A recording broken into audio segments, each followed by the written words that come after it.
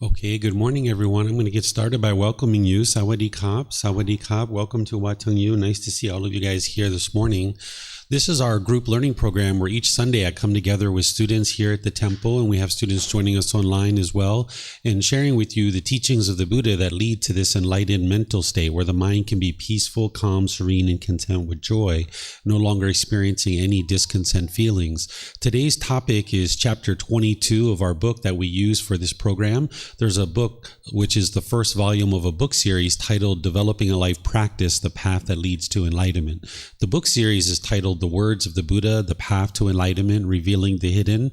But this first book is the one that we use for this program. It's a 7-month program where over the course of Sundays and Wednesdays, I share the teachings that help you develop a foundation or a framework in the path to enlightenment. And we're coming towards the end of this program. We're going to be restarting it. Students join here in person at 9 a.m. in the morning or online. And then I also teach it at 9 p.m. as well from my home, so that no matter what time zone you're in, you can either get a live class at 9 a.m. Thai time or 9 p.m. Thai time.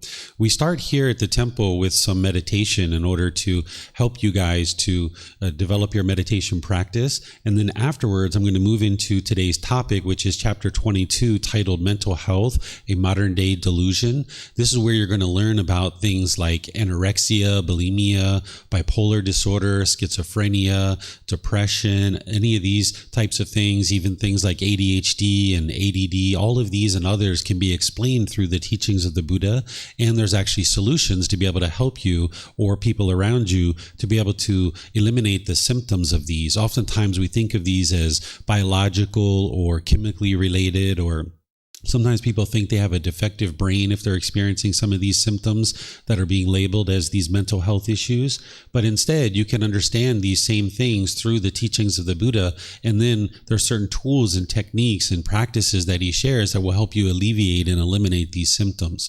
Meditation is one of those things. You can actually train the mind to get to a point where your mind's completely peaceful, calm, serene, and content with joy, no longer experiencing any anger, sadness, frustration, irritation, annoyance, guilt, shame, fear, boredom, loneliness, shyness, resentment, jealousy. Even the slightest displeasure is eliminated from the enlightened mind. So I'm going to start you guys off with some meditation, and then we're going to move into talking about this particular topic today. We're going to do breathing mindfulness meditation, which is a primary form of meditation that the Buddha taught. The way that I start this meditation is with some chanting, and I see somebody handed out the chanting sheets. And if you'd like to chant along, you're welcome to. The chants are over there on the table. There's a laminated sheet that you can get if you like. We chant in the Pali language. These chants, it's nothing that's mystical or magical. It's not a rite or ritual or ceremony or worship. It's not prayer or anything like that. During the lifetime of the Buddha, he used chanting as a way to help his students remember his teachings, because he taught orally. So they would chant about every 2 weeks in order to commit the teachings to memory. If you read the English translations, you can see that there's a lot of admiration and respect and gratitude for the Buddha in these chants.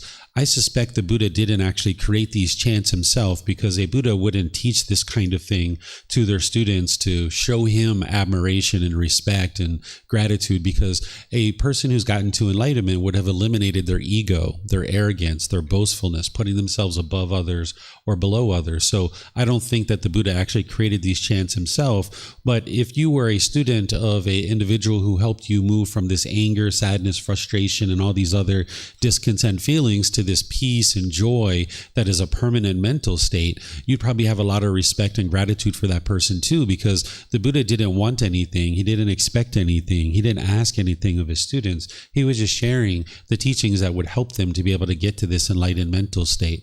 So we use these chants just as a way to ease the mind into meditation. It kind of invigorates the mind, kind of gives you some awareness of the mind, awareness of the breath, and helps you get more benefit out of the meditation itself. Then once we're in meditation, I will guide you for a bit to help you understand how to actually do the meditation. Then there'll be a period of time where it'll just be us meditating. Those of you guys here and those of you online, we'll just be meditating together, and I'll be quiet. There won't be anything going on in terms of what I'm teaching. I'm sure you'll hear the occasional dog barking or a bird chirping or a car going by or something like that, but you can train your mind to let that stuff go and just come back to the breath the way that I guide you in the meditation. Then we'll come out of the meditation with another chant, the same exact chant that we're going to do on the way in. And then from there, I'll start our class and help you guys to understand what it is that I have to share with you today. And then you guys will be able to ask any and all questions that you like as we go through the class. And even you guys online, you'll be able to ask questions as well. So if you'd like to join for meditation, you might take a position in either seated, lying, standing, or walking. These are the 4 positions that the Buddha taught: seated, lying, standing, and walking, because you can't permanently be in the exact same position all the time. Most students will learn in the seated position. So if you'd like to use the seated position, some people like to sit on the floor in a chair. If you're on the floor, you usually have a cushion under your rear. Some people like to put their legs off the mat because this gets the hips up in the air and it lessens the angle at the hips, the knees, and the ankles. You like to just kind of lightly cross your legs, allowing the circulation to flow. The lower body should be comfortable, not luxurious and not painful, but comfortable.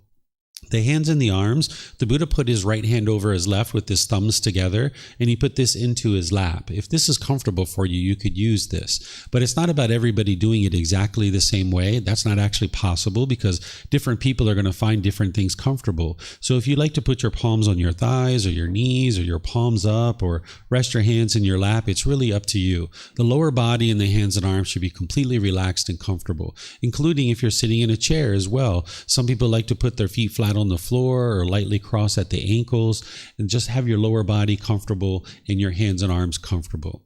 The upper body should be erect. This keeps the mind attentive and alert during the meditation, whereas if you were slouched, the mind would have a tendency to be dull or lethargic. But if you were real rigid with the upper body, your mind might be overactive or uptight. So you'd like the upper body to be in the middle where it can be relaxed and comfortable, but yet keeping the mind attentive and alert during the meditation.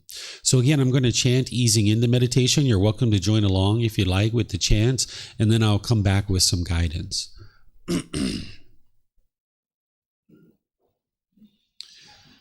Arahang Samma Sambuddho Mahakawa Wat Tung Mahakawanang Apiwateyami Sawakato Mahakawata Dhammo Dhammang Namasami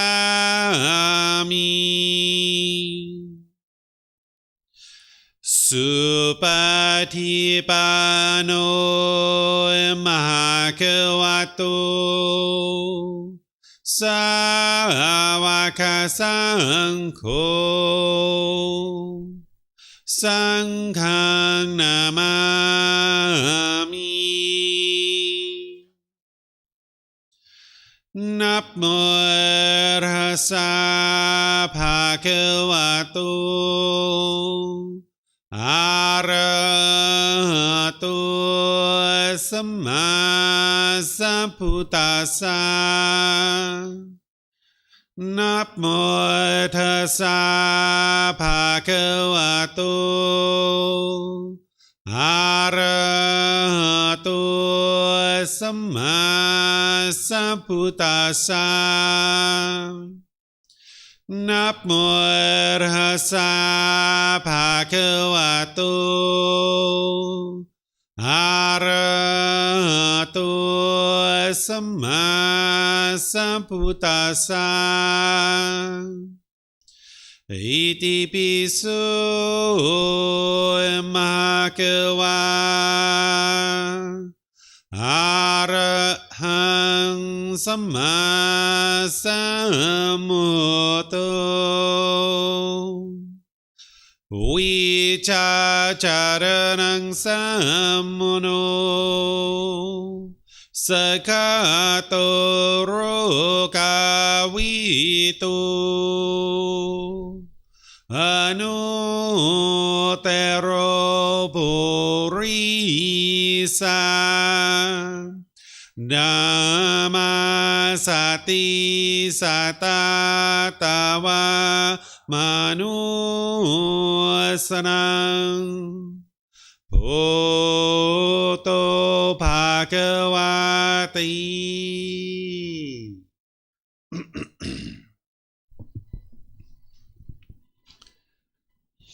Okay, with the lower body and hands and arms comfortable and the upper body erect, just close the eyes and start breathing in through the nose and out through the nose. Here you're just looking to establish the breath. A nice, natural, steady, consistent breath.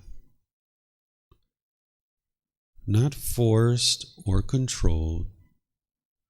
Just a gradual inhale through the nose, experiencing the full breath. And then, whenever you're ready, exhale out through the nose. Breathing in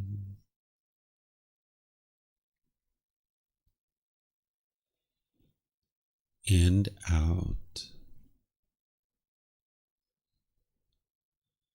Breathing in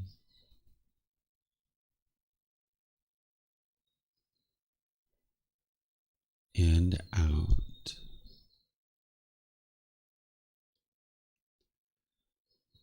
Your breath may not match up with the guidance that I'm providing, and that's okay. This is your practice. I'm just here for guidance. You can use this voice as a reminder that whenever you get to your next inhale, breathe in gradually through the nose, developing a nice, natural, steady, consistent breath. And then, whenever you're ready, exhale out through the nose. Breathing in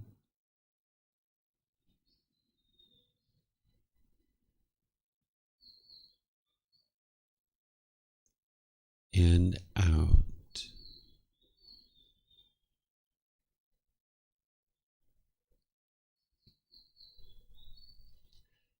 Breathing in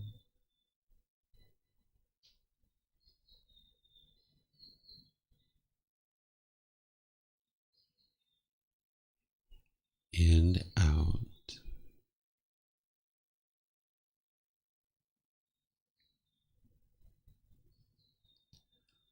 With the breath well established, start fixating the mind on the breath, either the sound of the breath coming into the nose or the sensation of air moving over the skin into the nose.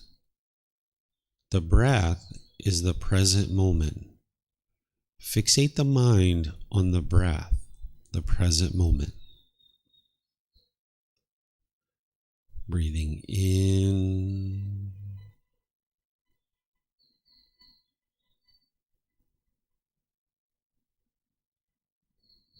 and out.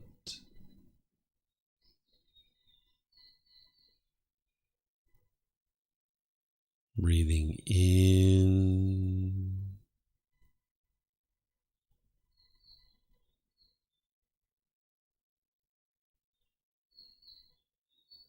and out.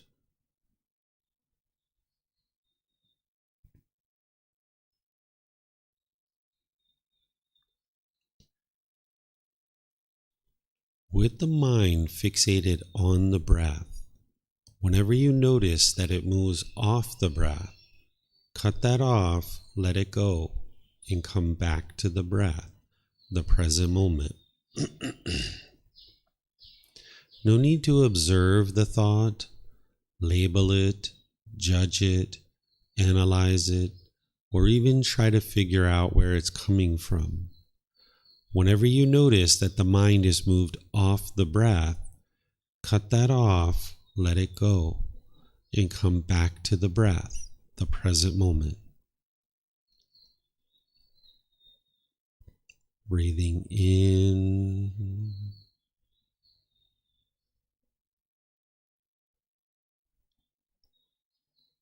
and out.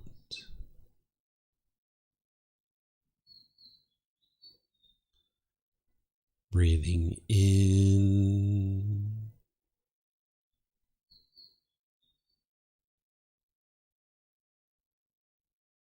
and out.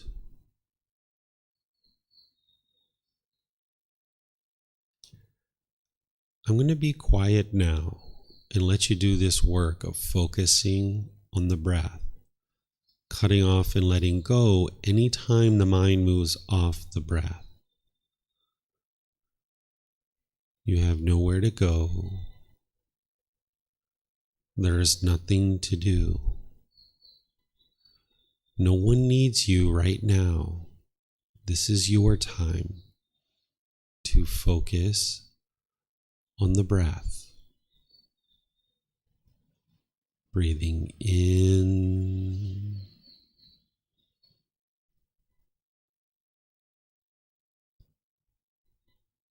and out.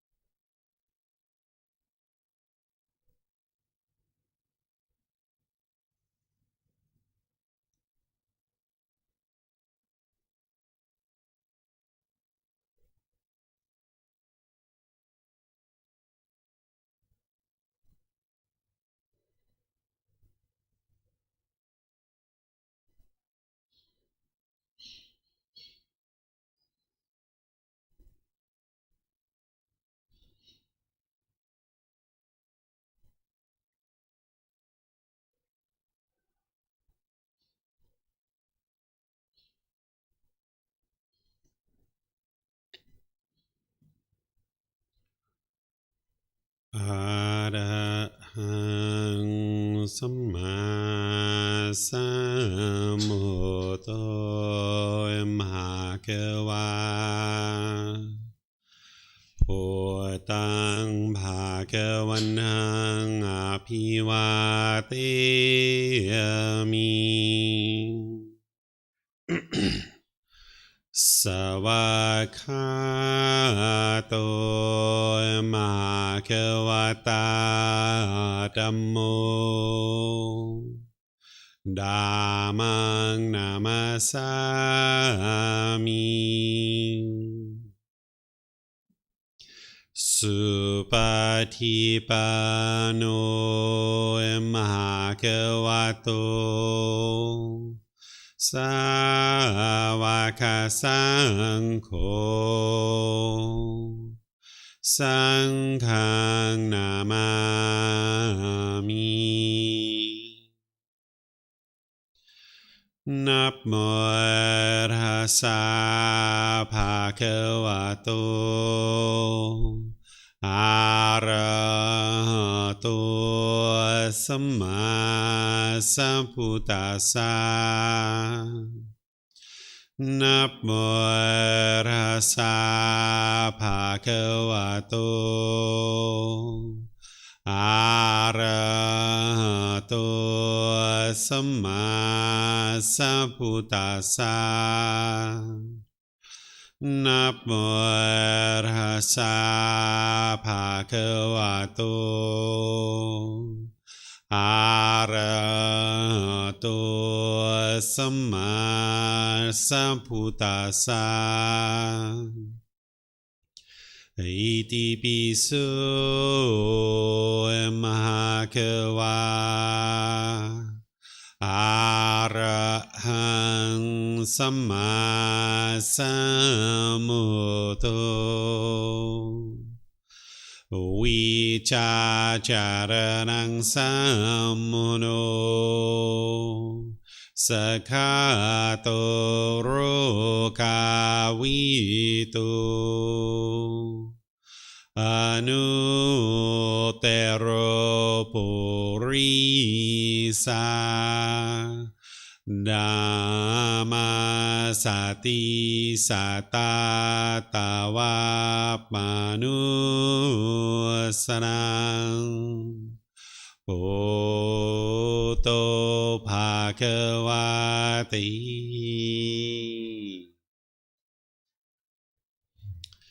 Okay, if you guys would like to slowly make your way out of meditation,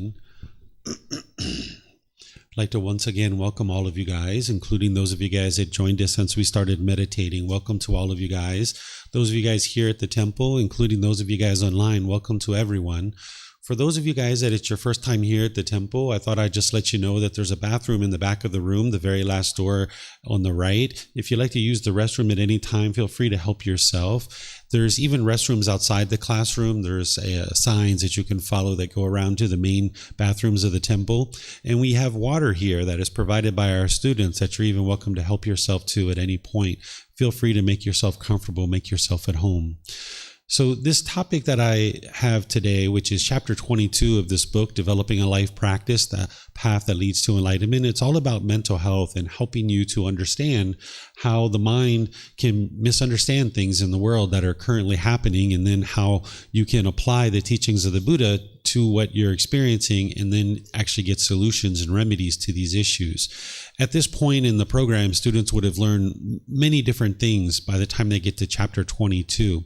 But since I never know who's going to be in any particular class, I need to start from the beginning to be able to help students to understand what we refer to as the three universal truths and the four noble truths, to be able to help you understand what the problem is in the unenlightened mind, the cause of this problem, the elimination of it, and the path forward. This is going to then help you so that when I start explaining the information about mental health, that you'll understand.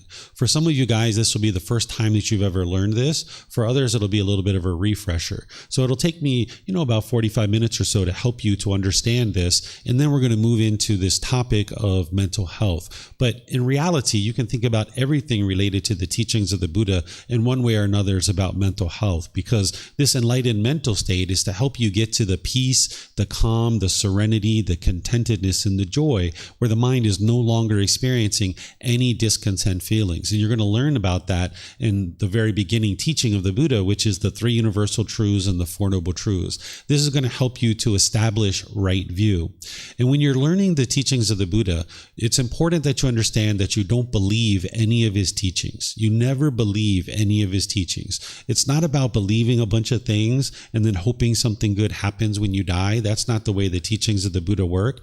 You're learning his teachings, you're examining them, you're investigating them, you're reflecting on them to independently verify whether they're true or they're false. And then you're practicing his teachings in order to uproot certain pollutions in your mind. So I'm going to be sharing teachings with you referred to as the 3 universal truths and the 4 noble truths to get us started. We refer to them as truths because the Buddha knows that they're truth. I know that they're true, and other people know that they're true too. But in order for you to benefit, you're going to need to know that they're true. And that's why you need to do that work to learn, to reflect, to independently verify, and to practice, and not believe anything.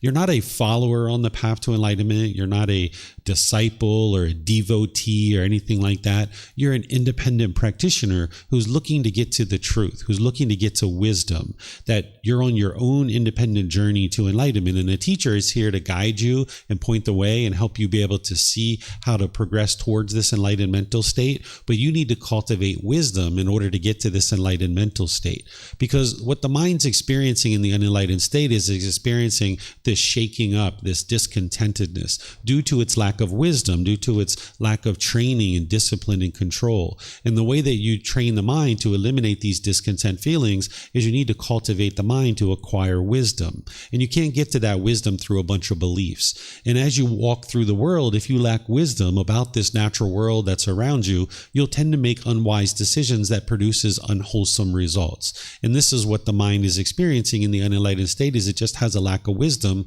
So it keeps experiencing these unwholesome results. Essentially, it experiences these discontent feelings and other things that are happening in your life that are unwholesome and that you particularly don't care for. But when you cultivate wisdom about the natural world around you, then you can make wise decisions that produce wholesome results. And this is what the Buddha did, is he taught you the world around you through what's called the natural laws of existence. So the Buddha didn't teach you the way the world should be. And if everybody follows these rules or these commandments, that then the world will become peaceful if everybody in the world follows these rules. He didn't teach you the way the world should be. He taught you the way the world is. And by understanding the way the world is, now with that wisdom, you can make wise decisions that produces these wholesome results in your life. He's awakening you to these natural laws of existence. So when we talk about awakening to enlightenment, you're awakening to wisdom. It's wisdom that's going to help your mind awaken. And the same thing occurred when you were growing up. You didn't understand the natural law of gravity. So you struggled and you had difficulties with the natural law of gravity. We all did. We fell down, we hit our head, we bumped our elbows, we broke open our knees, we broke our toys. We had all kinds of difficulties with this natural law. But slowly but surely, we gained wisdom of this natural law of gravity, and we started making wiser decisions. Because when we didn't have wisdom of this natural law of gravity, we made unwise decisions that led to unwholesome results. But then as we gained wisdom of this natural law, we started making wiser decisions that led to wholesome results. And now we're at the point where we can climb a ladder, we can ride bicycles, we can ride motorbikes, we can get on airplanes, fly all around the world.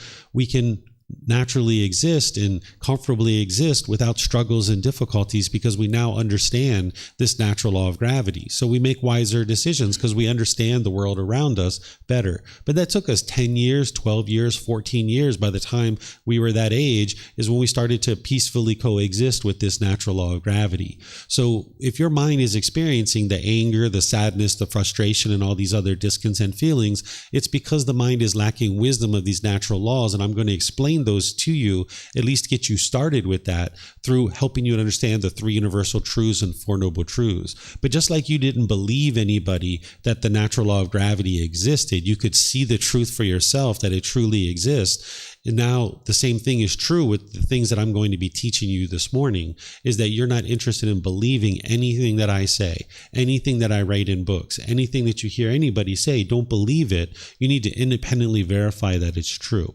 And I'm going to show you how to be able to do that.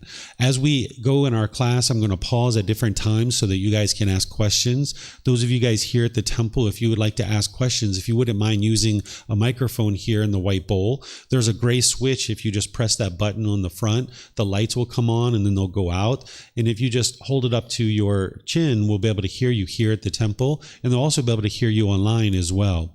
And then for those of you guys that are online, if you would like to ask questions, you can put it into Facebook, YouTube, or Zoom. Or in Zoom, you can electronically raise your hand and ask any questions. We'll be able to open up your mic and we'll be able to hear you here at the temple. So this first teaching that I'm going to share with you is the three universal truths. This is where you're going to learn three things that, again, you need to independently verify. So I'm going to teach you so that you can do the learning, the intellectual understanding of it. Then you do the reflection, which I'm going to help you to understand how to do that. And then there's a practice that you can integrate this into your life and start to now practice based on this wisdom. So the universal truth of impermanence is the first universal truth that you need to understand and start to reflect on. This universal truth is explaining to you that there's the world around us, all the things that you see, that you hear, that you smell, that you taste, things that come in contact with the body, and even your thoughts are all impermanent. These are what's called conditioned objects. These things arise, they change, and then they fade away. There's this constant change in the world. This is called a conditioned object, and everything in the world around you is impermanent. But there are things called unconditioned objects.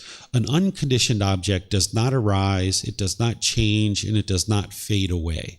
Enlightenment, once you attain enlightenment, it's a permanent mental state. It doesn't arise, it doesn't change, and it doesn't fade away. It's just always there because it's unconditioned. And then the natural laws of existence themselves, they're unconditioned. They don't arise, they don't change, they don't fade away. This is why the teachings of the Buddha from his lifetime are just as applicable today as they were back then. They're timeless because he taught about these natural laws, and these natural laws don't change. So what he described and what he taught in order to help an individual get to enlightenment through cultivating wisdom is the same wisdom that you need to cultivate today in order to train the mind to get to this enlightened mental state. So these unconditioned objects of enlightenment and the natural laws of existence, they don't arise, they don't change, and they don't fade away. But everything else around you is all a conditioned object. It arises, it changes, and it fades away. It's constantly changing. This is what impermanence is. So this is a bit of the learning on this particular universal truth. But now you don't believe it. You start reflecting on it to try to independently verify it. So I'm going to walk you through showing you how to verify this on your own without a teacher necessarily, without you needing to believe what a teacher is sharing, that you can independently verify this. So what you do is you start looking around the world around you to independently verify whether everything around you is indeed impermanent, because you've been in the world enough time for you can look at your own direct experiences and figure out whether what I'm sharing with you is the truth. I'm sharing with you that everything around you is impermanent and is constantly changing. So now you try to find something that is permanent. So I suggest you start with this physical body. You're very familiar with this physical body. And you ask yourself, is this body permanent or is it impermanent? If this physical body is permanent, that means it never changes. It's always the same your entire life. If your body is impermanent, then that means it's constantly changing. So what would you say? Is this body permanent or is it impermanent? Impermanent? What would you guys say? Is the body permanent or impermanent? It's impermanent, right? It's constantly changing. Your hair is growing, your teeth came in, then they fell out, then more came in, and then you get cavities. That's impermanence. You get moles, you get pimples, you get a little bit extra fat perhaps, right? Your hair color changes, the texture of your hair changes, the color of your hair changes, the complexion of your skin changes. This is constant change. The body's constantly changing. What about your relationships? Are your relationships permanent or impermanent? If they're permanent, then that means you've had exactly the same people in your life your entire life, and nobody's ever changed or moved out of your life. If your relationships are impermanent, then that means people have been coming and going in and out of your life at different times throughout your life. So are your relationships permanent or impermanent? They're impermanent, right? What about your bank account? Is your bank account permanent or impermanent? It's impermanent, right? It's going up and down and up and down. Some people's goes up, up, up. Some people's goes down, down, down. Just depends, right? But it's impermanent. What about the weather? Is the weather permanent or impermanent? It's impermanent, right? We could go on and on and on. We could talk about many different things, right? You can even look at the walls of the temple and you can see how the colors are changing. There's holes, there's marks on the wall, there's the floor has marks on it. This is all impermanence. And you can go around the world and you can test this and you can verify it. You can walk down the sidewalk and you can see the crack in the sidewalk. Ah, that's impermanence. Or the shape of the sidewalk, or the color, the texture of the sidewalk, or the height of the sidewalk in Thailand even changes. Right? It goes up and down sometimes, right? This is all impermanence. So you can go around the world and you can constantly look and try to discover whether things are permanent or impermanent. You can independently verify that this is true. Whether it's here in Thailand or whether it's in your country or anywhere in the world, you live in an impermanent world where things are constantly changing. This is a building block to help you understand the Four Noble Truths that we're going to eventually get to here. The second universal truth is called discontentedness. Some people refer to this as suffering. If you've learned the teachings of the Buddha in other places, you might have heard people refer to this as suffering. But I don't use this word, and I'll explain to you why. But let me help you understand how I explained this and how the Buddha explained it. The Buddha used the word in the original Pali Canon, which is the original source teachings of the Buddha. He uses the word dukkha. This word dukkha is often translated as suffering, but for me and for other people, we translate it as discontent, discontented, or discontentedness. And the reason why is because when the Buddha explains this universal truth, he explains three feelings that the unenlightened mind experiences, that it experiences pleasant feelings, painful feelings, and feelings that are neither painful nor pleasant. Pleasant feelings are things like happiness, excitement, elation, thrill, exhilaration, euphoria. These are very pleasant for the mind to experience. Then there's painful feelings like sadness, anger, frustration, irritation, annoyance, guilt, shame, fear, stress, anxiety. These are very painful for the mind to experience. Then there's neither painful nor pleasant. Here I put boredom and loneliness, but some people say that's quite painful for them. So you could put that in the painful category. But shyness is a great example of neither painful nor pleasant. It's not painful, it's not pleasant. It's just kind of neither painful nor pleasant. Or if somebody you don't know came and sat next to you on public transportation and your body was touching their body, you'd probably say, it's not painful, it's not pleasant, it's kind of neither painful nor pleasant, right? This is kind of uncomfortable or dissatisfying is what the mind is experiencing. So here, this is what's called conditioned feelings, that the unenlightened mind is experiencing a conditioned feeling. Based on some condition, the mind is going to experience either pleasure, pain, or neither painful nor pleasant. So for example, you might wake up in the morning and you see it's sunny outside and you get really happy, you get really excited. This is because of the conditioned feeling. The mind is experiencing this conditioned feeling. Based on the condition of the sun, you are now going to be happy. This is what's called a conditioned feeling. Based on some condition, you're now experiencing a feeling like pleasure.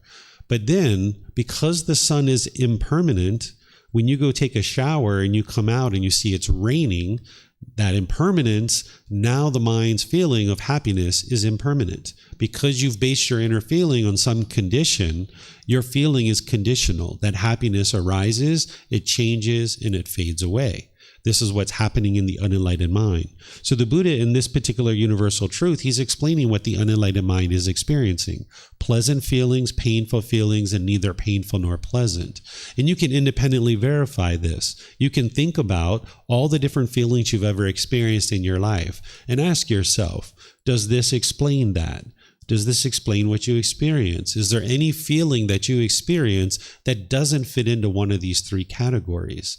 And now you can independently verify that. What an enlightened being experiences is beyond this. They're not experiencing conditioned feelings any longer. They're not basing their inner feelings on some condition. So an enlightened being, when they wake up in the morning, they're already peaceful. They're already joyful. Before they even saw the sun outside, they're already happy before they ever even seen the sun. They have unconditional happiness. The happiness is just always in their mind. If they see the sun, it's like, sweet, let's go hiking. Let's go spend time with our friends. This is outstanding. It's sunny outside. We can go do that thing that we were interested in doing. Then when they go take a shower and they come out and they see it's raining, it's like, all right, well, it's raining, so maybe we'll go to the mall. Maybe I'll invite my friends over for dinner. I'll cook them some food. Maybe I'll just stay home and read a book, right? You'll come up with another thing because you understand that that sun is impermanent and you didn't base your inner feelings on that condition. But in the unenlightened state, you'll base your feelings on some condition, whether it's the sun or your bank account or what your mom or dad are doing or your brothers and sisters or your boss. You'll base your inner feelings on some condition. So your mind's going up and down with some calmness and peacefulness here and there, but essentially the mind's going up and down with agitation, annoyance, frustration, and things like this. That's what the Buddha is explaining in this universal truth. And you can independently verify this because you know your mind is unenlightened, and you can verify that, yes, this is what you're experiencing. If you're having difficulties independently verifying this, you can ask me during the question period and I'll help you understand it. This third universal truth is called the universal truth of non-self. This is a solution to one of the pollutions that the Buddha discovers in the mind. The Buddha discovers 10 individual pollutions in the mind. We refer to these as the 10 fetters. A fetter during ancient times was a shackle that goes around your ankle, and it's a chain and a ball that keeps a prisoner trapped in a particular area. And that's how they kept prisoners confined to a particular area. So the 10 fetters, or these 10 pollutions in the mind, is keeping the mind trapped in the unenlightened state. And what you're working to do on the path to enlightenment is uproot these 10 fetters or these 10 pollutions or defilements or taints out of the mind so that then you can experience the brightness and the radiance of the enlightened mind. The very first fetter is called personal existence view. This universal truth of non-self is the solution that helps you eradicate that pollution from the mind. The personal existence view is where the mind falsely believes, has the misunderstanding or the misperception that this body or this mind is you. So the unenlightened mind will cling to the self-image of the body or the self-identity in the mind, thinking that this is who you are. And now when you experience things like spilling spaghetti sauce or chocolate ice cream on your clothing in a social situation, you will get embarrassed because you want to be perceived in the world a certain way due to the mind clinging to this self-image, wanting to be perceived a certain way by others. And now when you're not being perceived that way, this discontentedness will arise where you'll be embarrassed or you'll be shy or something like that. Or if you get a pimple or a mole or a gray hair, you start losing your hair, or you get a little bit extra fat here or there, you might see that in the mirror and you might get shaken up by that because the mind's not being perceived in the world the way you want to be perceived. Or if somebody says something complimentary about what you're wearing, like, oh, that color really brings out the color of your eyes, that shirt you're wearing really brings out the color of your eyes, you might get all these pleasant feelings based on this condition of somebody complimenting this self-image. But then it's only a matter of time due to impermanence that somebody is going to say something degrading or disparaging about the way this physical body looks. And now you'll feel painful feelings. You're going to feel angry or frustrated or agitated because of what I'm going to share with you in the Four Noble Truths. And this personal existence view is in there where the mind's clinging to this self-image, wanting to be perceived in the world a certain way. And you can't control what other people say or what other people do. So if your mind has this pollution of personal existence view where you're clinging to this body, thinking that this is who you are, then you'll be shaken up in certain situations. But then there's also a self-identity that is typically in the unenlightened mind, where your culture, your ethnicity, your maybe sexual orientation, your nationality, maybe your job or occupation. You've adopted this as your identity.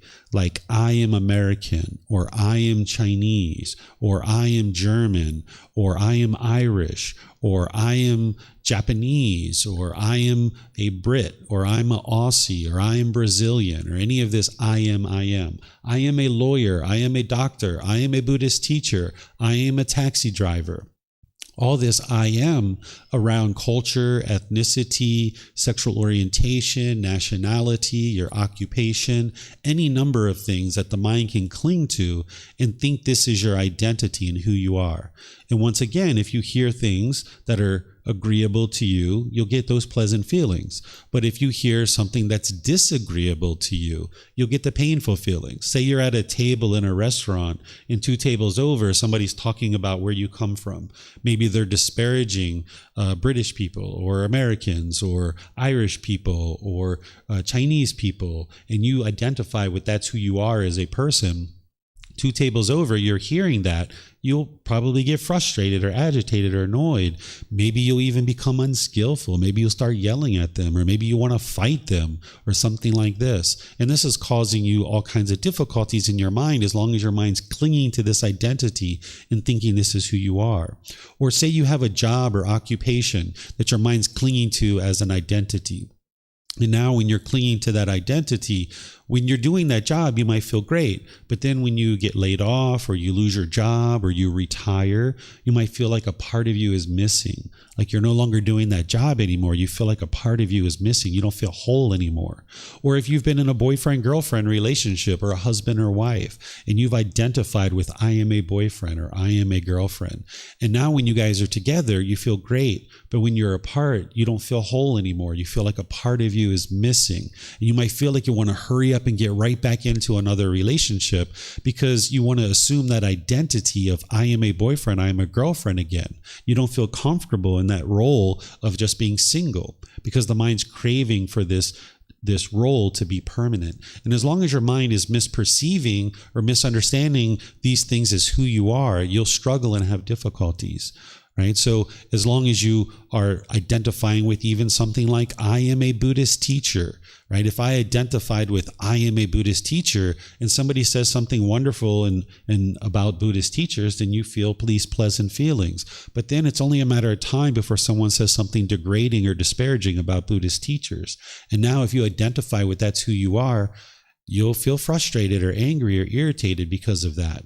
But you can liberate the mind from all of that by doing what we refer to as realizing non-self. That if you understand the universal truth of non-self and then you start practicing it, you can get to the point where you don't identify with these things as being who you are as a person. That you eliminate the clinging to the self-image and the self-identity, thinking that this is who you are.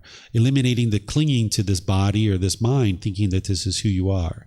But the challenge is that from birth, we've been kind of guided to adopt certain things as being who we are. Like we were all given a name pretty much at birth, right? Like the name that was given to me is this label of David. And now when you get that label at birth, you start having a certain self-image, a certain self-identity that you adopt, and you think that this is who you are as a person.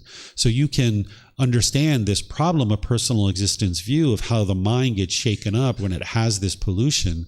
But then the Buddha explains to you in the universal truth of non-self that there is no self. There is no you there. That's his exact words. He says there is no you there, that this body nor this mind is you. It's not who you are. So this is a bit about the learning on this particular topic. And now I'm going to help you to reflect on it to independently verify it. And if you didn't understand this 100% at this point, it's okay, because typically it takes multiple conversations for someone to understand this. But let me help you reflect on it so you can see that this body is not you and this mind is not you. Think about yourself when you were a child, when you were a teenager, early adulthood, and then now. Think about your character, your personality, of who you thought you were as a person. Has that been exactly the same through your childhood, teenage years, early adulthood, and now? Or has it been constantly changing, the way that you view yourself? Has it been the same, or has it been constantly changing? Yeah, Pat's saying, yeah, constantly changing, right? It's constantly changing. So there you can see that this mind and this body isn't you. But let me give you some more examples. Say you had an amputation of your arm. You only had one hand and you only had one arm. Are you less of a person because you only have one hand and one arm? No? Shaking your head, no? What do the rest of you guys think? Are you less of a person because you only have one hand and one arm? No, right? So intellectually, you understand that this body is not you. Because if this body was you, when I just asked you that question, if your arm was amputated, are you less of a person? You'd say, yes, I'm less of a person because I have less of a body. So therefore, I'm less of a person. But intellectually, you understand that this body is not you. But the unenlightened mind is confused. It has misunderstanding. It has a lack of wisdom. That in a situation right now where I ask you, you can intellectually understand that this body isn't you. But in a situation where somebody says something degrading or disparaging about this physical body, your mind being confused and having the misunderstanding, you get angry, you get frustrated, you get irritated or annoyed when somebody says something. And now here's another way that you can verify it. I sometimes ask students, point to yourself. Where are you? Can you point? Where are you? Nobody's pointing. Maybe you guys realize that there is no you. Okay, some of you guys are pointing here, right? Sometimes people point here, right? Okay, so if I'm pointing here, look at what I'm pointing to. Literally, what am I to you? Do you see any of that stuff that is you? My Zoom just crashed. Find it, because it doesn't actually exist. You'll find new hobbies, you might find a new friends or new activities or a new job, but you're not going to find yourself because the self doesn't exist. Someone might come to Thailand, they spend, a few months here or traveling around other parts of the world. They go back home and they feel like they found themselves. But what they found is new job, new hobbies, new activities, new friends. And then 5 years later, they're back into the same problem because all that stuff changes. Their job changes, their friends change, their occupation, their activities and hobbies change. And now they feel, I don't even know who I am anymore. I need to go on this journey again to find myself. So you can get to the point where you realize that there is no self. There is a body, there is a mind, and it's come together for this existence. But this isn't you. It's not who you are. So I'm going to pause here and see what questions you guys have. Remember, here at the temple, you can use the microphones. And those of you guys online, you can put your questions into Facebook, YouTube, or Zoom. Or in Zoom, you can raise your hand electronically and ask any questions that you like. Do you guys have any questions?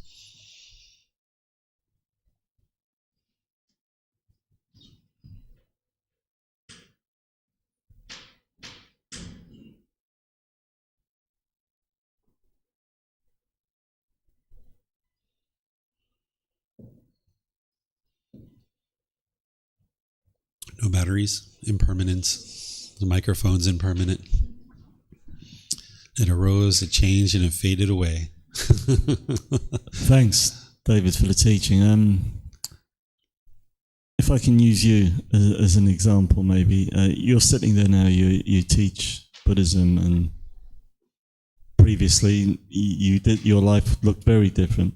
Who made the decision to change the life? Who made it? Who did all the thinking, the planning, the preparation, the learning, and the thought, and coming here? Who did that then?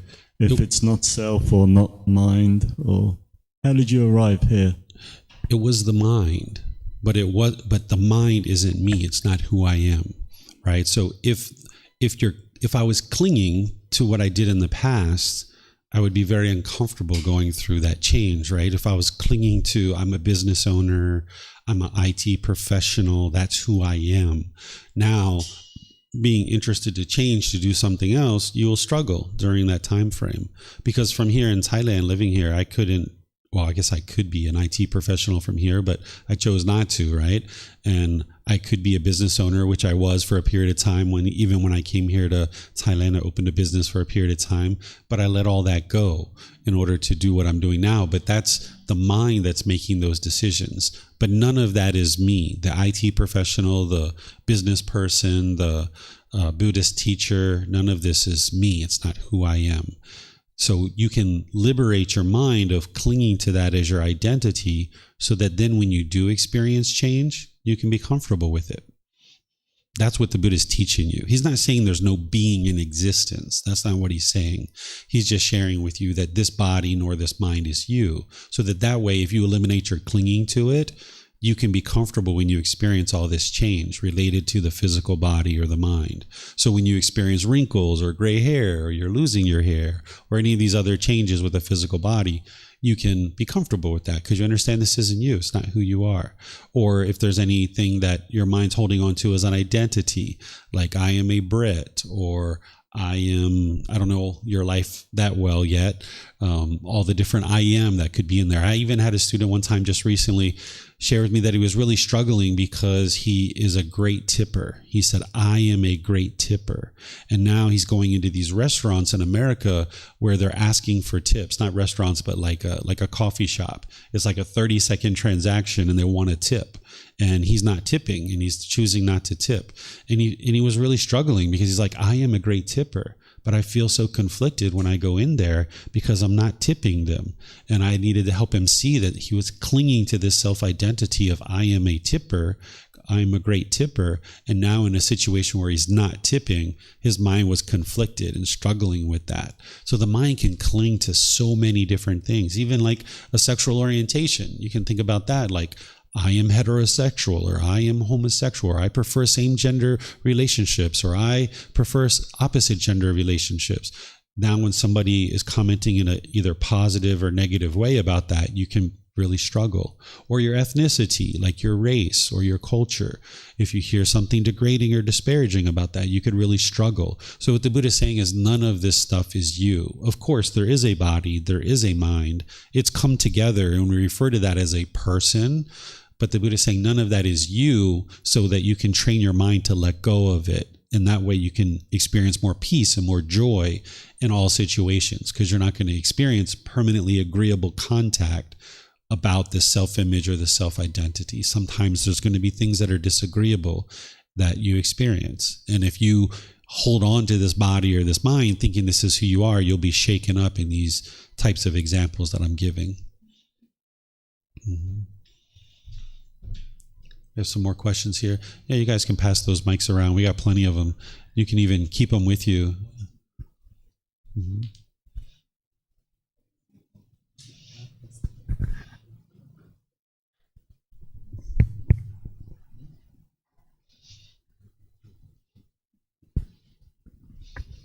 Hello. Thank you, Teacher David. My English is not very good. I have a small question. When you teach breath in, maybe 15 seconds, but I breathe in very short. I can't breathe deeply. Maybe only 5 seconds. Yeah. So the reason is I can't be the same reason with you teach us. My question is how to solve this problem. I can breathe deeply. Okay. Thank you. Yeah. So here you can see impermanence. Not everyone's going to breathe the exact same way, right? So maybe I'm breathing 15 seconds in and 15 seconds out, but not every being is going to be able to breathe exactly the same way because of impermanence. Our lungs are different, our body's different. So you shouldn't try to force yourself to breathe the same pace as me. That's why in the guidance I share that your breath may or may not match up to the guidance that I provide, and that's okay, because this is your practice, right? So you would like to just breathe naturally. And what you'll notice is if you work to elongate your breath, that will actually help you because it's going to slow the breath down. And with the mind fixated to the breath, it will slow the mind down too, because with the mind in the unenlightened state, it's like go, go, go, go, go, go, go, go, go. It wants to always be going. But if you slow your breath down and your mind is fixated to the breath, it'll slow your mind down. But you still might not be breathing at 15 seconds, or I don't even know how long I breathe in and out. I think it's at least 10 or 20 seconds probably on the way in. And then there's a little bit of a gap, and then there's an exhale. I don't really time it, but each time I do it, it's probably a little bit different because of impermanence, right? It can't be exactly the same all the time. But what you're going to see in a moment is if your mind's craving for it to be permanent and be the same, this is where you might experience frustration or agitation or annoyance, but you can let that go. Don't try to do exactly what I do in terms of the breath. Just know that your body and this body is different, and it's going to breathe at a different pace. But if you do try to elongate your breath, you'll notice that it helps the mind quite a bit. Thank you so much. You're welcome. Catalina? Yeah. Thank you, David. I really like your example of the person who's going to leave the country and coming to Thailand and search for his or herself. I feel like I am that. It makes totally sense with the no self, that the body is not the self. And I'm struggling a bit with the mind, but I'm on the way to that. But can you help me? What's the solution, or what is the learning out of your little example that you can't find yourself? You come back, and after some years, because everything is impermanent, the person feels shitty again. So what can you tell me? What is the conclusion for that, or the solution? Yeah, so if you are learning and practicing the Eightfold Path, and you're doing the proactive training in order to eliminate personal existence view, then you can eradicate that pollution where the mind no longer sees this body or this mind as who you are, and you can uproot that pollution out of the mind. But there's foundational teachings that you need, which is the Eightfold Path. You need to start there, which you learned last week in detail. And then once you get that on board for a good 3 months, 6 months, a year, then you get into Volume 1, Chapter 16, which is going to teach you how to uproot the personal existence view out of the mind. Right now, just trying to go in and eradicate that from the mind, it's not the appropriate time. Your mind's not ready to let it go anyway. But here we point it out as the universal truth so that you can understand this as you're getting started on the path to enlightenment. But then eventually you approach it kind of 6 months, a year, some people even longer into their development. They directly start eliminating the personal existence view. In the meantime, before you get to that point where you might investigate Volume 1, Chapter 16, anytime you see any discontentedness arising, like you learn on the Eightfold Path, you cut it off and let it go. Doesn't matter what it's related to. If somebody says something about this physical body or this mind, or even just you hear that your mom's in a car accident, right? You would like to let any of this go, not allowing the mind to form that conditioned feeling. But then ultimately there's multiple things you need to do in order to proactively train the mind to eliminate and eradicate this personal existence view. And I document that in Chapter 16, and I've taught classes on that as well. So rather than go through that, because that's like an hour and a half just to teach that, you can reference that. And then there's a video, because I've recorded all these classes, you can see the video where I taught that. Okay. Mm-hmm. Any Thank other you. questions? Yeah, you're welcome. Any other questions here or online? Sure. Yeah, please.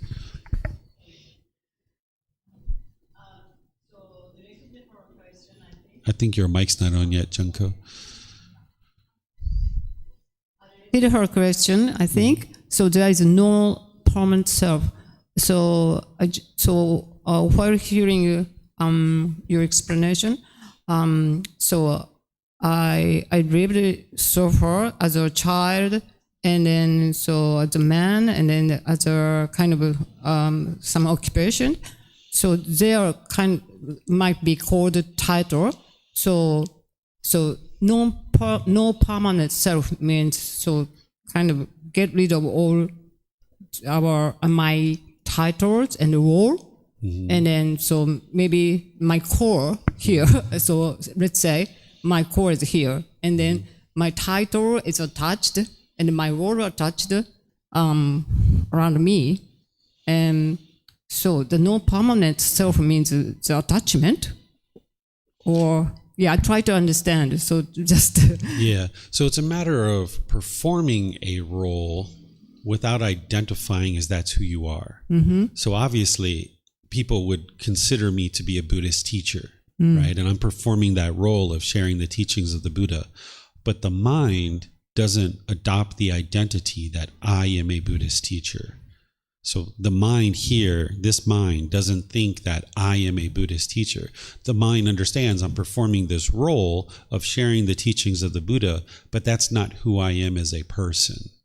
So that way, when I'm going to be doing this for the rest of my life, but let's just say if I switched for 5 years from now and I decided to be an auto mechanic, well, when you're doing that auto mechanic job, if your mind's clinging to this idea that I am a Buddhist teacher, now you're going to really struggle with this change in your life. So you would like to get to the point where you understand you perform certain roles in life, but don't identify with that as being who you are. So like right now, I know you're a wife, right? But you're not going to be a wife forever. Eventually, you're going to stop being a wife. Your husband might die before you, or you might die before your husband, right? But if you're clinging to this as who you are as a person, then you will struggle. I think you have children too, right? Do you have children? Yeah. Okay. So like if somebody identifies like, I am a mother, right? And now your children are at home and you feel really great because your children are 10, 12, 15 years old living at home. I am a mother. But now when they move away, you might struggle during that time because you feel like that role of I am a mother that's in your mind, you might feel like you've lost that because they've now left and they've now moved out of the house. So you can liberate the mind from those feelings and realize that, okay, I perform the role of guiding this child, but I am not a mother. The mind doesn't have to identify with that as being who you are as a person. So that way, as things change in your life, you can still maintain your peace and your joy. Okay. So I felt like I shouldn't be bound by something. So like exactly. Okay. Your mind will get bound up with this identity, clinging to it, and you can only feel comfortable when those things are intact. Okay. But because of impermanence, those things can't be intact permanently. They're all going to change. Okay. And if you cling to them, wanting them to be permanent, when things start changing, your mind will be frustrated and agitated or annoyed or some other discontent feeling. Because this body's going to change and this mind is all going to change. Okay. So I have a kind of black hair, but maybe so soon later my hair changes, so a different color. So that including those kind of binding. So maybe I should or I can't let it go. All the stuff, and then no permanent self. Yeah, that's the challenge for the mind, is like you can intellectually understand what I'm sharing with you here. I think, several of you probably understand what I'm sharing with you intellectually, but it's a whole nother thing to go out into the world and practice it. Yeah. Right. So you can learn it here. You can reflect on it and independently verify it's true, but then you got to move it into practice where when you're out there and you're at a restaurant and you hear 2 tables over somebody disparaging Japanese people, can you maintain your contentedness? Can you maintain your joy? Has your mind clung to this, I am Japanese, and now when they're saying something degrading and disparaging about Japanese people, can you maintain your calmness and composure in that situation? That's the practice. Okay. So you're going to need to practice getting to the point where you realize non-self. And there's those proactive things in chapter 16 that you can proactively do to knock this down and uproot more and more of this pollution out of your mind.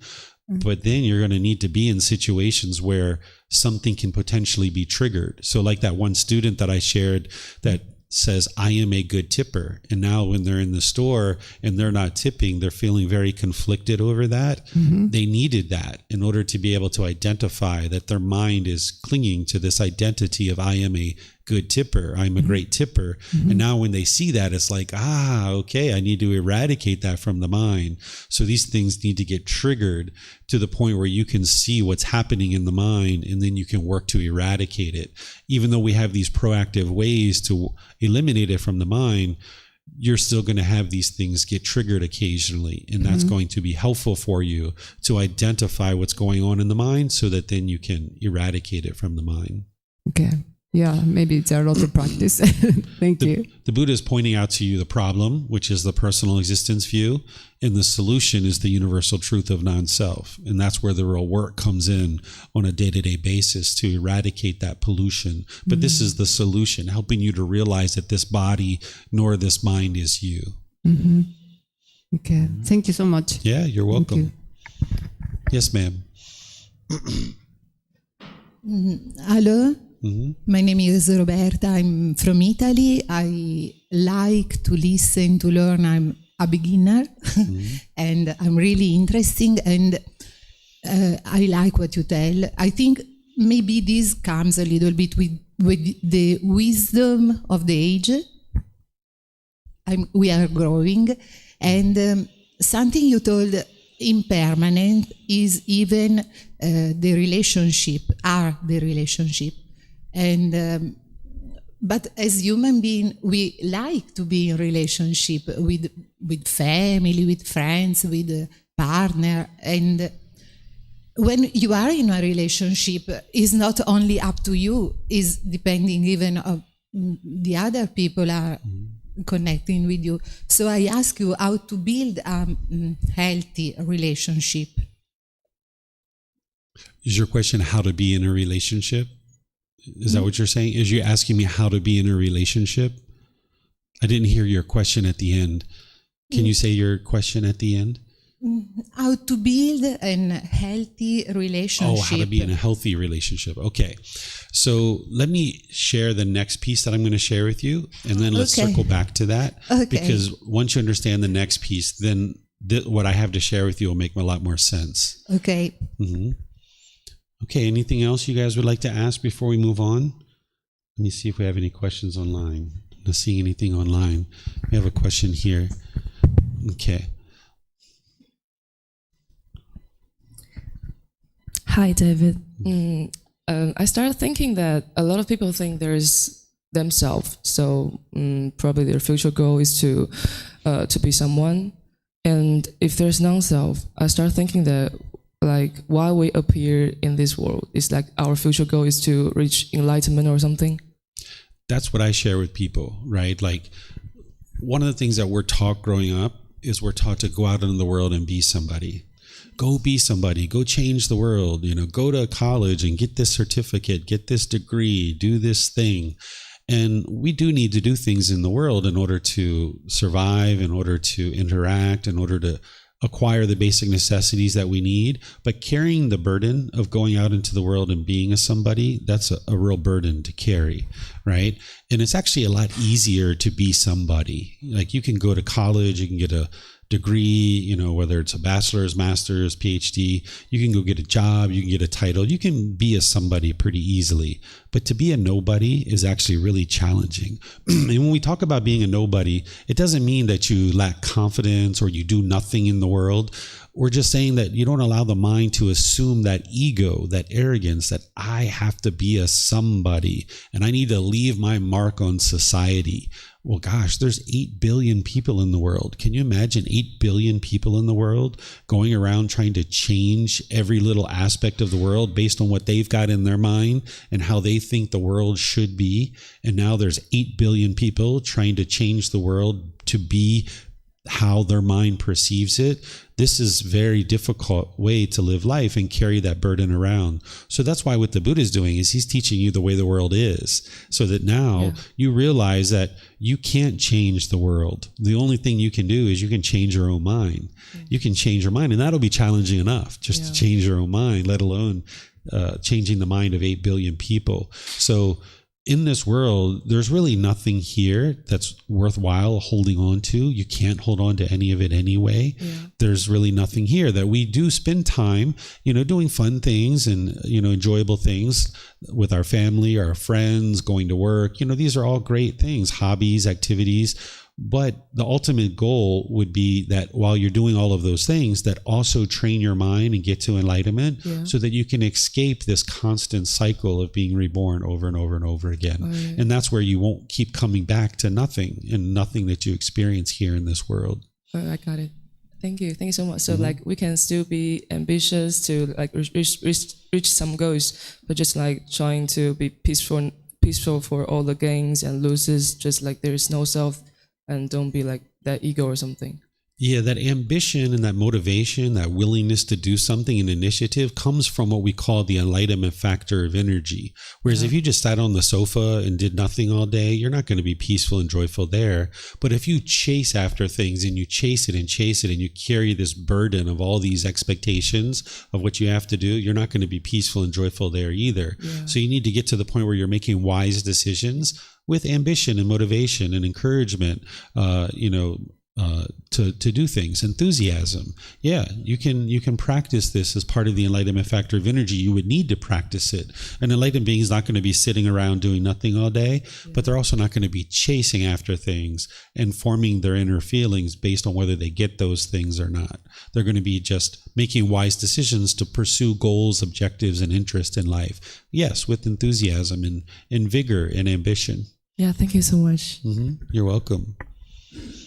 Okay, so now I'm going to teach you one more thing, which is a building block to help you understand the Four Noble Truths. Then we'll talk about the Four Noble Truths before we move into talking about mental health. So this is a building block to help you understand the Four Noble Truths, which is craving, desire, attachment, expectations, wants, grasping, holding, clinging. This is what the mind does when it has this longing, yearning, this chasing after the objects of its affection, thinking that the next new shiny object waiting around the corner is going to provide some kind of lasting satisfaction.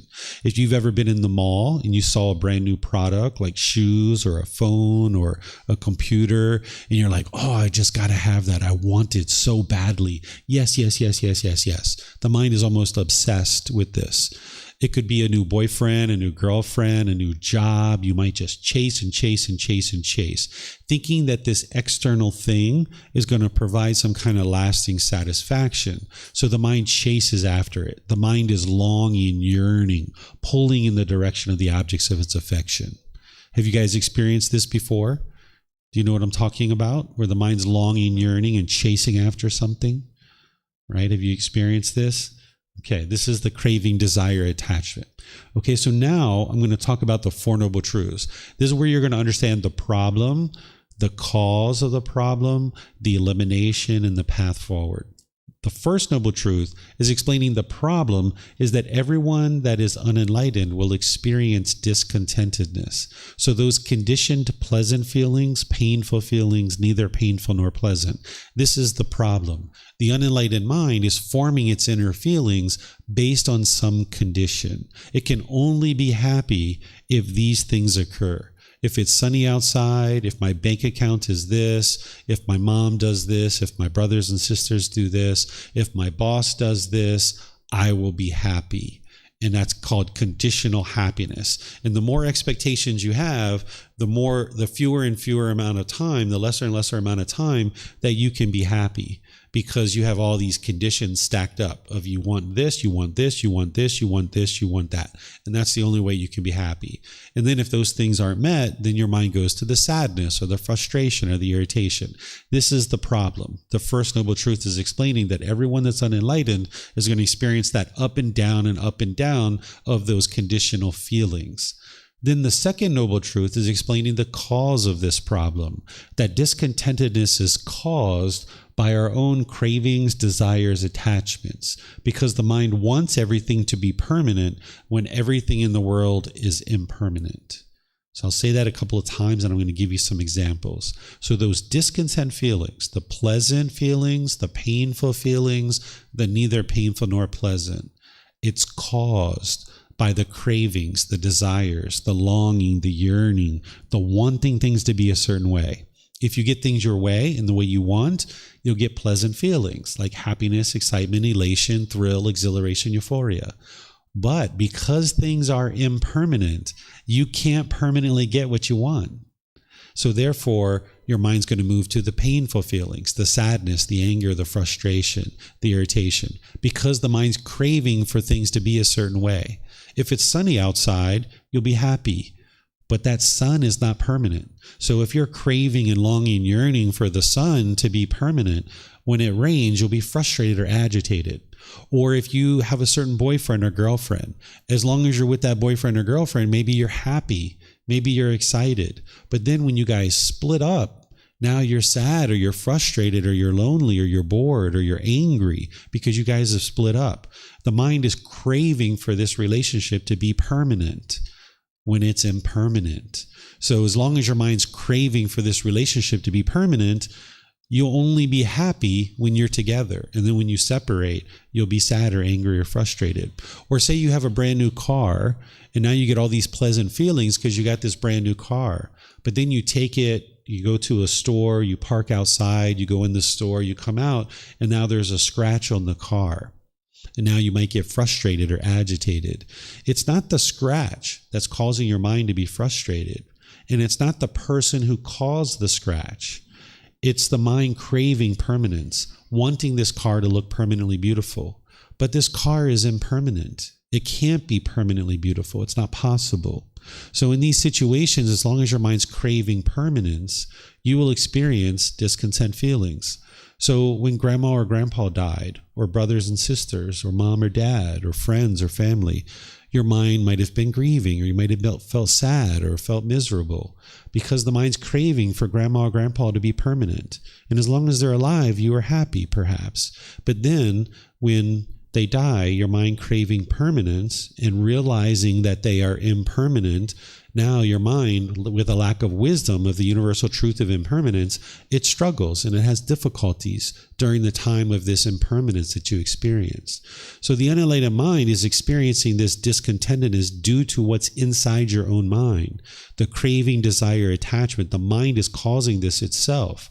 But what the unenlightened mind will tend to do is it will falsely believe that the problem is something external. You will tend to blame your anger and your sadness and other discontent feelings on something else, on something external, because the mind lacks wisdom to understand what the true problem is. So you might think that your mom is making you angry, or your life partner is making you angry, or your dad is frustrating you. And now what you might do in certain relationships is you might push people away, thinking that that causes the problem, because the mind falsely believes that the problem is external, so it'll push people away, or it'll push a situation away. Or you might become bitter and harsh and hostile towards people through your intentions, your speech, and your actions. Or you might put your expectations on people and try to control people to do things your way.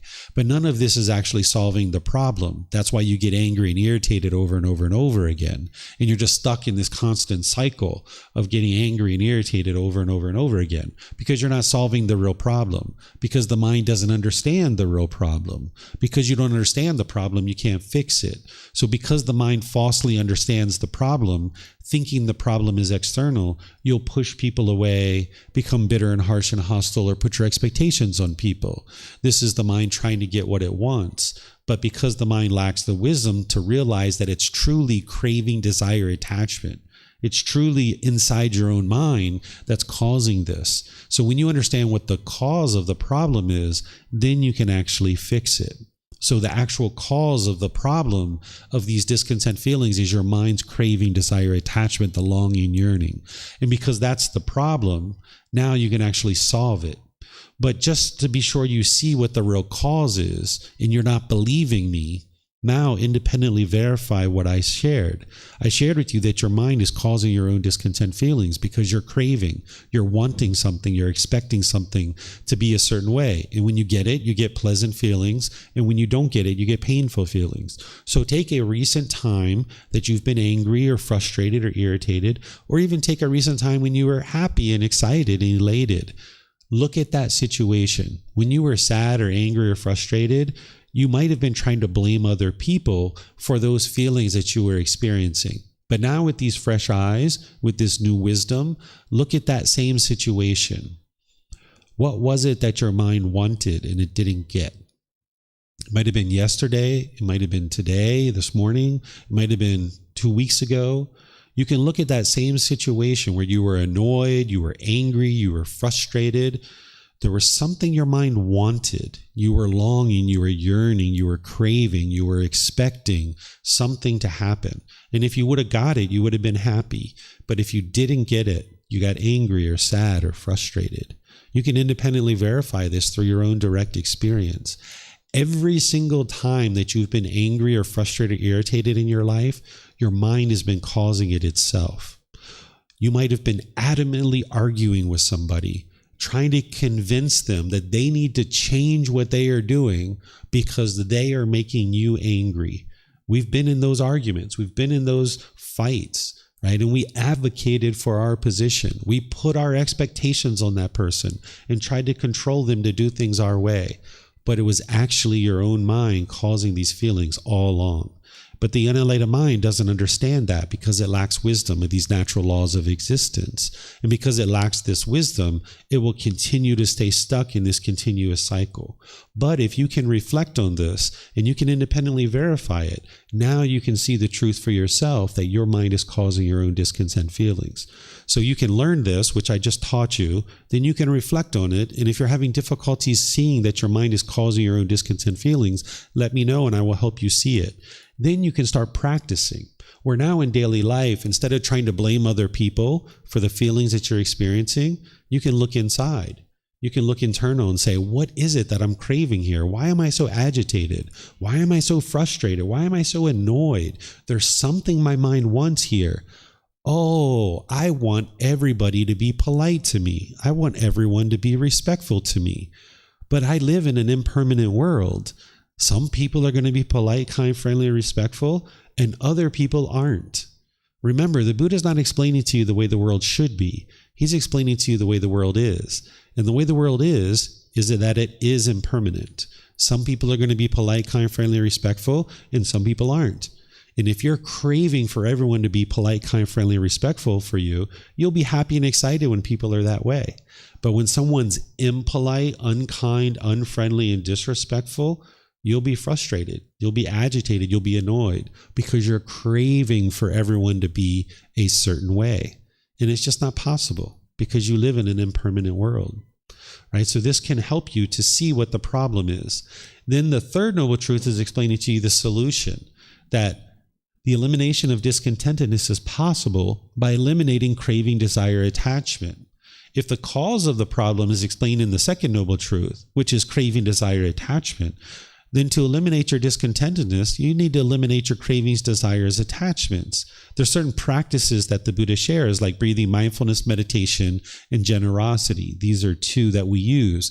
But really, the full, complete plan to eliminating your cravings, desires, attachments is in the fourth noble truth. This is the complete, perfect plan. Here, the Buddha says, or at least what he teaches in his teachings, is that the path to eliminating discontentedness is the Eightfold Path. This is the core central teaching that everything else plugs into. This Eightfold Path is organized in the wisdom section, the moral conduct section, and the mental discipline section. That when you learn each one of these steps, right view, right intention, right speech, right action, right livelihood, right effort, right mindfulness, and right concentration, you can dial this in closer and closer in your life. You can eliminate all your cravings, desires, attachments, and you can get to peace and you can get to joy. Because the mind is causing its own discontent feelings, you can fix it. If it's everybody else that's causing you to be angry, that means you need to train 8 billion people to do things your way. Because when you don't get things your way, you get angry. And now you need 8 billion people to do things your way. And there's new people being born all the time. So you're going to have a massive training program. You're going to need to publish books. You're going to need to have tests and quizzes. You're going to need to have TV programs to teach everybody in the world to do things your way. This just isn't realistic, right? So you need to train one mind. That's it. You just need to train one mind to eliminate your cravings, desires, attachments. And it's the Eightfold Path that's going to teach you how to do that. These are like 8 dials. Like if you had a speaker system and you had 8 dials to tweak these dials and you get a better and better quality of sound out of these speakers, the same thing is true about your mind. When you dial these 8 things in closer and closer, your mind will start performing more optimally. Not only will you see the elimination of the discontent feelings like anger, sadness, frustration, and others, but you'll notice focus, concentration, clarity of mind, deep memory. You'll notice that your personal and professional relationships will really blossom because you're not being bitter and harsh and hostile to people anymore, because you know what's causing these discontent feelings is within your own mind. When you misunderstand the problem, you'll be bitter and harsh and hostile with people, and they'll choose to leave out of your life. Or when you put your expectations on people, they'll choose to leave out of your life too, because you can't live with all beings harmoniously. The number of people you can spend time with becomes fewer and fewer and fewer and fewer. As your expectations grow and your wants and your cravings grow, the number of people you can spend time with becomes fewer and fewer, because it's only a matter of time before somebody does something you disagree with, and then you'll push them aside. Or you'll be bitter and harsh and hostile and they'll leave. Or you'll put your expectations on people and they'll feel pressured and then they'll leave out of your life for that reason. So you can change all of this by training your own mind, and then you can reside harmoniously with all beings because you don't have an expectation of them, wanting them to be a certain way. So the way you get to healthy relationships is you eliminate your cravings, desires, attachments, wanting people to be a certain way. In the unenlightened mind, the mind will want people to be a certain way. It'll crave them. Whatever is going on in your own mind, you'll crave them to be that way. And you can only love that person when they are that way. But that's not love. That's craving, desire, attachment. That's expectations. What true love is unconditional love, where you love the person as they are, not wanting them to be different. Understanding that you can support them, you can encourage them, you can help them as they ask questions, but loving them as they are. Because if you understand impermanence, you can understand that people are going to make decisions differently than you, that not everybody's going to make decisions the same way as you. But with craving, desire, attachment in your mind, you'll want everybody to make decisions exactly the same way as you. And when they don't make decisions the same way as you, you'll get frustrated, you'll get irritated, you'll get annoyed, and then you'll push them away, be bitter, harsh, and hostile, and put your expectations on people. But if you can understand impermanence, that everybody's had different experiences in life, and therefore they're going to make decisions differently. When somebody makes a decision differently than you, then you just know, of course they're making the decision different than you because they've had different experiences. So now you can love the person while disagreeing with their decision. I disagree with many of the decisions my mom and my sister and other people make, but I still love them. I love them as a person, but they're going to make decisions their own way, and then they're going to experience the results of those decisions, not me. They're going to experience that. But when you see your mom struggling, when you see your dad struggling, when you see your brothers and sisters having painful feelings, if you're attached to them, you'll have painful feelings when they're having painful feelings. And you'll think the way to solve this is to get them to do things your way. But that doesn't solve the problem, because it's your craving, desire, attachment that is the problem. Mom not doing things your way, that's not the problem. That's impermanence. That's a universal truth. The problem, or the cause of this problem, is the craving, desire, attachment in your mind, wanting mom to do things your way, wanting dad to do things your way. So the way you get to healthy relationships is you need to eliminate your cravings, desires, attachments, not wanting people to be a particular way, and then learn true love, which is what I'm going to teach next week, or not this week coming up, but the following week. I have a course called Harmony in Relationships, where I'm going to be teaching you about true love. And you can attend here at the temple, or you can attend online through Zoom and other ways. And then this way you can understand how to build harmonious relationships through eliminating cravings, desires, attachments in your mind. And that's what will ultimately help you, because you'll no longer push people away, no longer be bitter and harsh and hostile, and no longer put your expectations on people. You'll need to learn this entire Eightfold Path because that's what's going to help you eliminate your craving, desire, attachments, and then have healthy relationships with everyone. And this is a teaching that I share in all the different programs that I teach. And there's books and audiobooks and videos and podcasts. You can learn all this stuff for free, and you can even get personal guidance. I will help you. So you can start with the first book, and then there's various classes and courses and retreats to help you as well. So any questions on the Four Noble Truths that I was teaching here before we move into talking about mental health? Any questions here? So what I'm sharing with you is that your mind is causing your own discontent feelings, that it's not something external. It's all internal. Okay? So now we're going to move into talking about mental health. So now understand that the brain and the mind are not the same thing. These are two separate things. The brain is the physical organ in the body that is controlling the function of the body. The mind is non-physical. It's not physical in nature. It's not tangible. It can't physically be touched because it's not physical. It's intangible. So the brain and the mind are two different things. They're connected together in terms of there's a connection to them, to each other, but they're not the same thing. They're two separate things. The Thai people tend to touch their heart when they talk about their mind. They think the mind is inside the heart. The Western people, we tend to kind of point to our head when we're talking about the mind. People from other cultures like India, they think about the mind as being outside the body.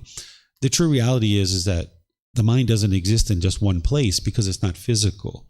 It's not physical in nature. It's intangible. It's not physical. So these are two different things. This is the first thing to understand to be able to talk about mental health.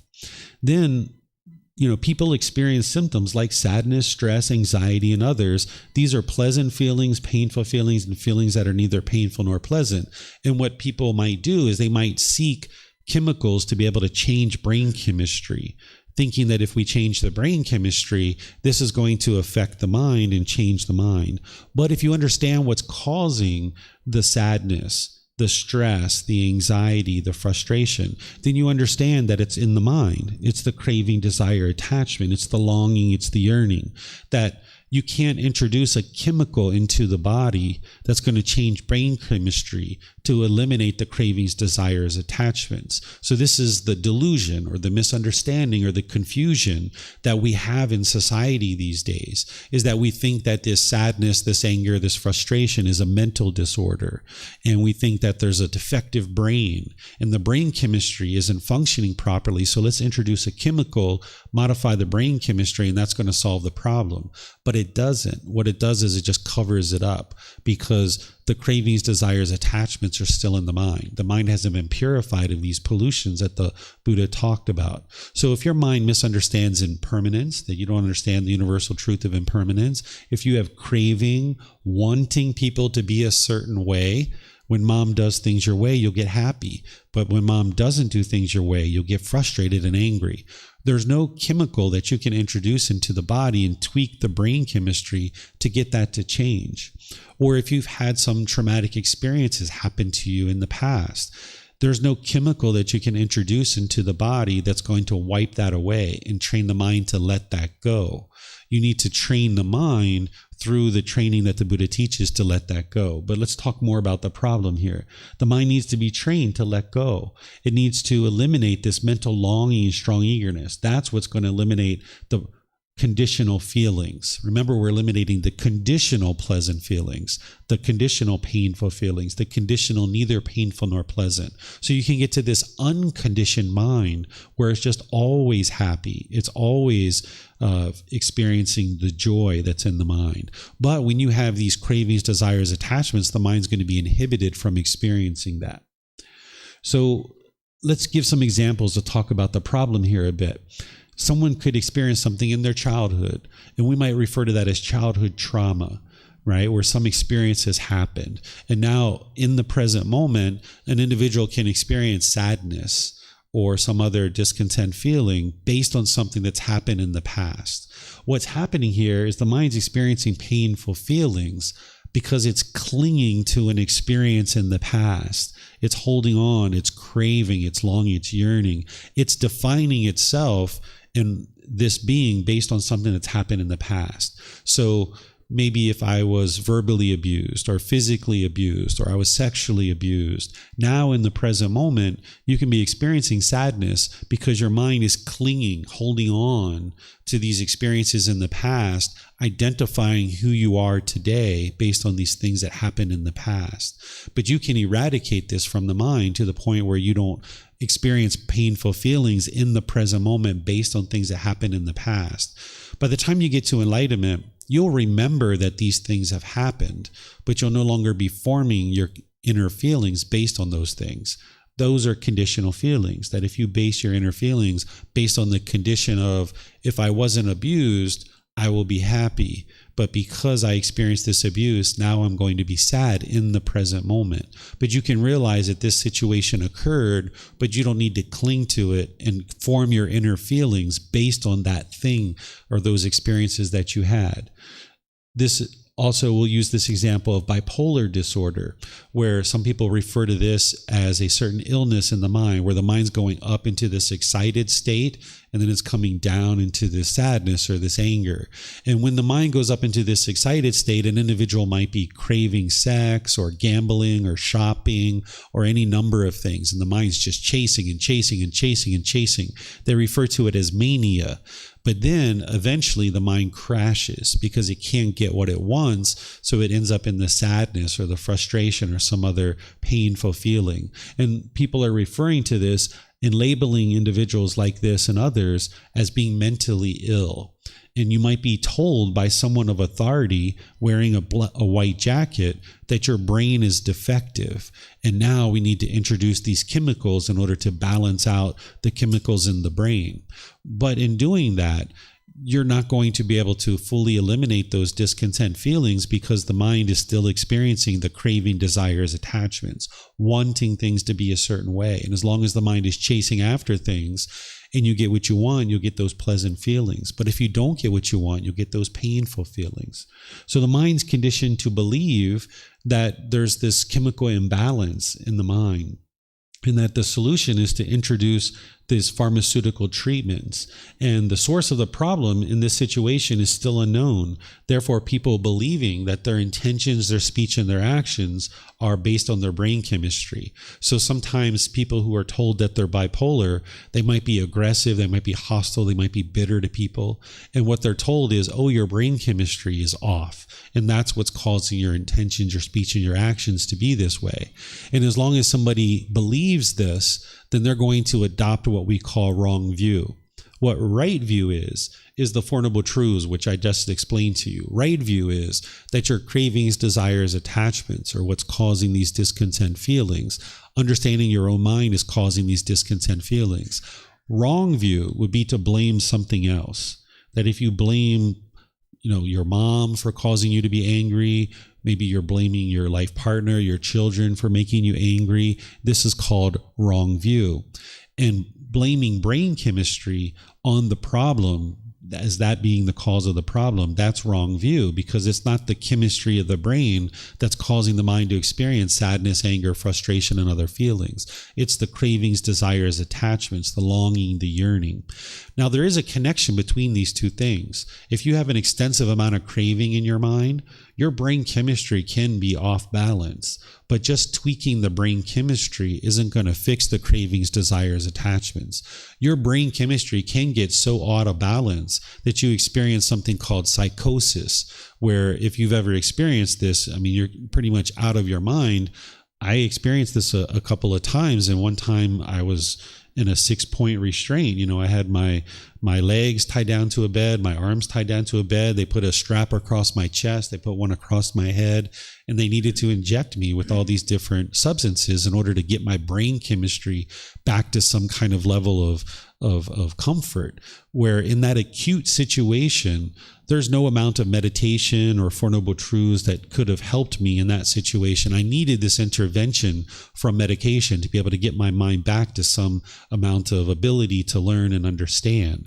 But if that's all I ever did was that, I wouldn't be able to eliminate the sadness, the anger, the frustration, and other things. So this medical technology that we have serves a real purpose. There's going to be people, and there are people who are in psychosis at any number of times throughout the world. And this technology is going to help people to get back to some level of stability, to then be able to learn things like the Eightfold Path and the Four Noble Truths and meditation and things like this. So these medical inventions that we have can be helpful, but it's not the complete solution.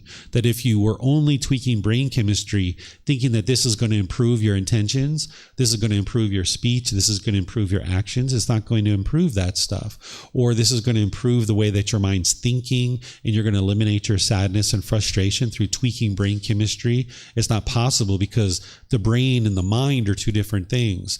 So yes, you might need to address the brain through brain chemistry, but you also need to address the mind through training it through the Eightfold Path and all these teachings that the Buddha describes. So the cause of these discontent feelings and the harmful intention, speech, and actions is an untrained mind with craving, desire, attachment. But the lack of wisdom, moral conduct, and mental discipline is what's keeping the mind trapped in that same state. So now, talking about these medical interventions and kind of some of the beliefs that might exist in the world, is that if the brain is truly defective, if the problem that we're experiencing is that human beings' brains are defective, and that's what's causing this sadness and frustration and all these other difficulties in terms of mental health, then we would observe all populations of people across the world have the same exact problems, right? That humanity and the human mind could not have truly become unbalanced and defective in just a matter of a few decades, right? Like we would see people in America, in the UK, in Australia, in Thailand, in Japan, in China, all throughout the world, we would see that the human brain is defective, and the same exact problem is happening all throughout the world. We don't see that. We see at a place here like Thailand, people are quite stable. People are quite calm, pretty steady in the way that they do things, that they don't have this shaking up and this aggression and hostility in their culture like we might see in a place like the USA or England or Australia or other Western countries. We see a lot of difficulties in those environments. If the modern mental health practices are helping, then we would see the number of cases and the number of people with mental illnesses declining. So if mental health practitioners and the scientists and researchers have truly discovered what's causing all these mental health issues across the world, and it's brain chemistry is the problem, and now we found the solution, which is introduce these chemicals. As soon as we start introducing these chemicals into human population, we would see that that solves the problem, and then that the mental health cases would go down and they would be declining. But that's not what we see. What we see is just the opposite, is that the mental health issues are increasing throughout society. So if you've found a problem and you found the solution and you implement the solution, then the problem should slowly decline. That's what we should see if we've actually discovered the truth. But what we see in society is the cases of mental health issues are increasing and increasing all throughout the world. And this is because I would suggest that that's not the actual problem.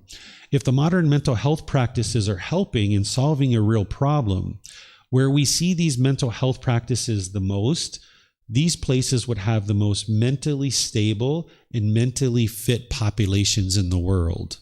So if this brain is defective and we found the solution and we're now implementing that solution, and it's going to help people be mentally stable, where we see these mental health practices of the pharmaceuticals being introduced, those populations of people would be the most mentally stable, mentally fit people in the world, because they've discovered the problem and the real solution. And now when we're implementing that solution, we'd see a lot of stability in that population of people. So places that use this a lot are places like the USA or England or Australia or other Western countries. And you can look at those populations and ask yourself, do they have the most mentally stable, most mentally fit people in the world? You can look for yourself and come to that conclusion, right? So Western cultures don't understand and practice the three universal truths, the Four Noble Truths, and the Eightfold Path. This is the wrong view. They don't understand what they don't understand. They're thinking that the problem is brain chemistry, introducing these chemicals. A lot of people are having wrong view, thinking that the problem with mental health is the brain chemistry.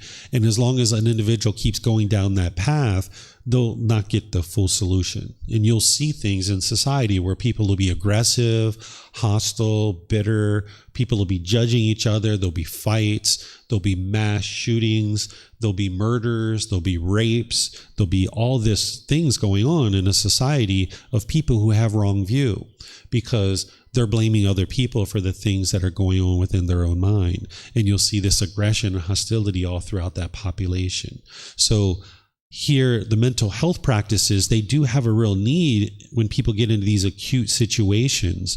But if you're not fully understanding the problem, when you solve that acute situation where the mind is uplifted by the medications to get some amount of stability, at that point, the individual then needs to be learning things like the three universal truths, the Four Noble Truths, the Eightfold Path, which includes meditation practices and things like this. In a population of people like Thailand, where they're learning these things from the very beginning of life. When you're growing up around people who aren't aggressive and bitter and hostile and harsh, and they understand that their feelings are being caused by their own mind. Now, when you grow up in a society of people like this, you're less and less likely to experience something like a psychosis or depression or anxiety or some of these other challenges that people are struggling with.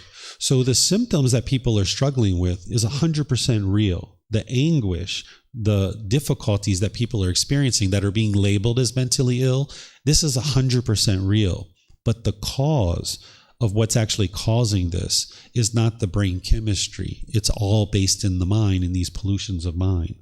So you can learn and practice the teachings to create a well-trained mind and a stable mind. You can gradually eliminate medications through developing a stable mind by getting to this peaceful, calm serenity and contentedness with joy. I suggest that people do this in connection with their doctor and their family. But as you build up your practice of these teachings more and more, and your mind becomes more and more stable, and you're noticing that for yourself, you can choose on your own to gradually decrease your medication.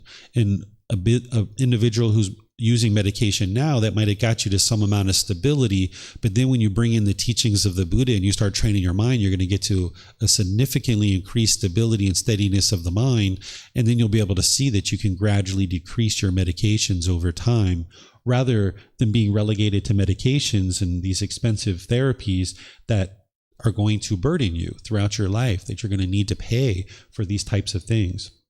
You'll know the right time to decrease any medications. If you're on medications, you'll know when the right time to do that is, because you'll notice the stability of your mind as you're developing the Eightfold Path more and more, and you start seeing the mind becoming more and more stable.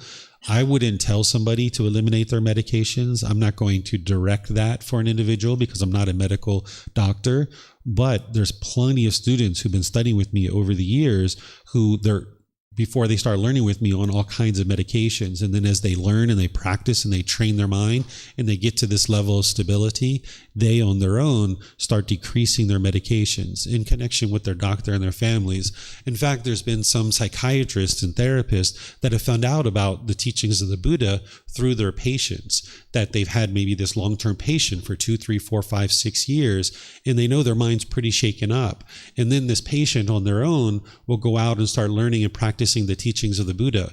And 3 months, 6 months, a year into that, the therapist or the psychiatrist is like, what have you been doing? Your mind is so much more stable than it's ever been in the past. What have you been doing?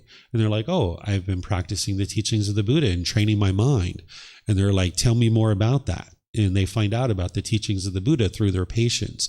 And then the doctors are oftentimes very pleased to help them to decrease their medications because they can see the stability in their mind coming back. So this is all possible through somebody who's not adopting the identity that I am bipolar, or I am schizophrenic, or I am depressed, or I am anorexia, or I am bulimic.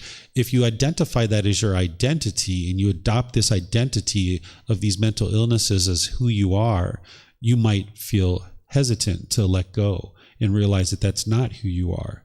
That's not who you are as a person. That this mind is experiencing symptoms that are being labeled as bipolar, but that's not who you are as a person. So, for example, we've got all these different mental health issues that people struggle with. These are the labels that people are oftentimes getting. Things like ADHD or ADD or anorexia, bulimia, eating disorders, anxiety and panic attacks, bipolar disorder, depression. Some people do hoarding, or you might have insomnia. And there's another set of things here too. In the book, in chapter 22, I have the full table. And I have the table here too on the next slide. But you can go through each one of these and you can connect it to the teachings of the Buddha. So let's take a few of them, like ADHD or ADD. What this person is challenged with is they have trouble concentrating.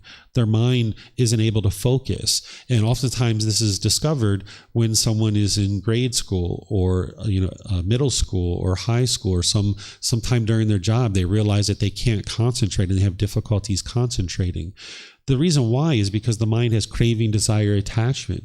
The mind's craving mental stimulation. They might be in school where a teacher is teaching them a certain lesson and they can't focus. Where at home, their mind is bouncing around from thing to thing to thing to thing. Maybe they're on their video game. Maybe they're watching TV. Maybe they're watching a YouTube video. Maybe they're doing all of these things at one time, and their mind's bouncing around from thing to thing to thing to thing to thing to thing to thing, and it's never learned how to be focused and concentrated. So now when an individual goes to school and their teacher is there teaching them a lesson, they have difficulty focusing. They have difficulty concentrating because their mind has never been trained to have focus. So you bring in some meditation, you bring in some other training where you're focusing on the breath, you're training the mind to be focused and concentrated. And now in daily life, you're just doing one thing at a time. If you're playing a video game, just play a video game. If you're watching a YouTube video, you just watch the YouTube video. If you're talking on the phone, you're just talking on the phone. But if you're trying to do all these things at one time, your mind's rapidly cycling from thing to thing to thing to thing to thing. So now when you're in a business meeting or when you're at school, you would have difficulties focusing and having concentration. But if you train your mind through meditation and through practicing singleness of mind in all parts of your day, now, when you sit in a class like this, you can be focused and you can be concentrated because you're listening to the teacher's voice. But if you haven't trained your mind that way from birth, you've been growing up where your mind is bouncing around and doing lots of different things, you'll really struggle in an environment where you need to focus and concentrate. And it's just because the mind is untrained. It has nothing to do with the brain chemistry. Because the mind is untrained, it might have threw off the brain chemistry, but just tweaking the brain chemistry isn't going to solve the problem. If you train this mind, then you can get to a point where it's concentrated and it's focused. Let's take another example like hoarding. We can talk about any of these that you guys would like to talk about. But hoarding is where you like buy a bunch of stuff and you like stack this up in your house. Some people have like room after room after room full of stuff. They might be craving to shop. They go out shopping, and when they first went out, they would buy one or two things and they get really pleasant feelings from this. And they do that quite often. But then the one or two things doesn't produce the pleasant feelings anymore. So now they need to buy 3, 4, 5, 6 things. And they might go out every single day or every week and just buy and buy and buy and buy and buy. Now they're hoarding a bunch of things at their house. This is just the mind having craving for material possessions. And their mind feels happy and excited when they get what they want. And now they're chasing those pleasant feelings. And they keep chasing those, so they keep hoarding all these things. But you can eliminate this from the mind if you eliminate your cravings, desires, attachments. So we could go through any number of these things, even insomnia and all these things. This isn't a defective brain. It's just that the mind is untrained. There's others like OCD or personality disorders or phobias or PTSD or schizophrenia, substance abuse, suicidal thoughts. These can all be explained through understanding the teachings of the Buddha. Take something like OCD. This is obsessive compulsive disorder. People think that their brain is defective and they need to take medicine for this. What this is the mind's just craving perfection. This individual might go around their house and try to get everything to be exactly the same. And if one thing is turned a certain way, they get really frustrated or really upset. They might go to the edge of a carpet and kind of like, make the edges of the carpet look perfect. And if they get just adjusted slightly, the person can get angry and frustrated. This isn't a defective brain. This is the mind just craving for things to be permanent, not realizing the universal truth of impermanence. So as I mentioned, we can go through any of these that you guys would like to talk about, whether you're challenged with these or people that you know are challenged with these. We can talk about these and I can show you how they can be explained as the problem through the teachings of the Buddha. And then there's a solution. And when you implement that solution, you'll see the symptoms of these eliminated. So the anguish and the difficulties and the struggles that people are experiencing that are labeled with these things, that's 100% real. But the cause in the solution is not real in terms of what people are using. And this is why the number of mental health cases are increasing more and more, because more and more things are being added to be a mental disorder. There's people who prefer to wear sweatpants instead of jeans, and they don't like the feeling of jeans on their skin. And people say that's a mental disorder, right? That this is a problem that the brain is having. But you can realize that it's just the mind craving to have a certain fabric touch the body. This is the mind craving and wanting that sweatpants, the fabric of the sweatpants, to be permanent. And you can eliminate this. You can desensitize the mind and train it to be comfortable, whether you're wearing sweatpants or whether you're wearing jeans or whether you're wearing shorts or some other thing. But if somebody went around and continued to believe that it's brain chemistry, then they're just going to be in there tweaking brain chemistry and they're not actually solving the real problem. So if you understand what the real problem is through the Four Noble Truths, which we just talked about, that it's craving, desire, attachment that's causing these discontent feelings, you can get to a real solution where you can solve this and uproot it through training the mind. Whether you're a young child or whether you're an adult or you're later in your life, there's never a bad time to actually train the mind. You can train your mind at any stage of life and you'll experience improvement to the condition of your mind. So this is everything that I have to share with you guys here. I'll just open up to see if you guys would like to talk about anything that I've described here in terms of the mental illnesses or anything else that we've been talking about. You can ask questions here at the temple, or you can ask online by putting that into Facebook, YouTube, or Zoom. Or in Zoom, you can raise your hand electronically and ask any questions that you like. I see a question coming in here on Zoom. Let me just read this. The text is really small, so I can't read it with my eyes. My eyes are impermanent. So it looks like EY is asking a question here. Do you think that dementia and Alzheimer's, where the elderly lose their acute mind, in CT and MRI scans actually show a slow degradation of the brain matter? I think it is not quite the same as depression, bipolar, and so on. Can mindfulness or meditation actually stop such degradation of their minds or brains? Okay, great question, EY. So dementia or Alzheimer's, it occurs later in life. It's a later thing that happens. The brain is physically changing in a way that is degrading. If an individual trains their mind to uproot the pollutions out of the mind, there's also physical changes to the brain there too. So if you trained your mind, say in your 20s or 30s or 40s or 50s or any other time in your life, as you're uprooting these pollutions out of the mind, there's physical changes that are happening to the brain in a positive way. The scientists, the doctors, the researchers are showing us through MRIs, through CAT scans and other devices that long-term meditators and people who are training their mind on the path to enlightenment, that there's these positive changes that are happening to the brain. So remember, the mind and the brain are two different things, but there is a connection between them. So as you're tweaking brain chemistry, it will affect the mind, but it's not going to solve the craving, desire, attachment. It's not going to uproot the pollution out of the mind.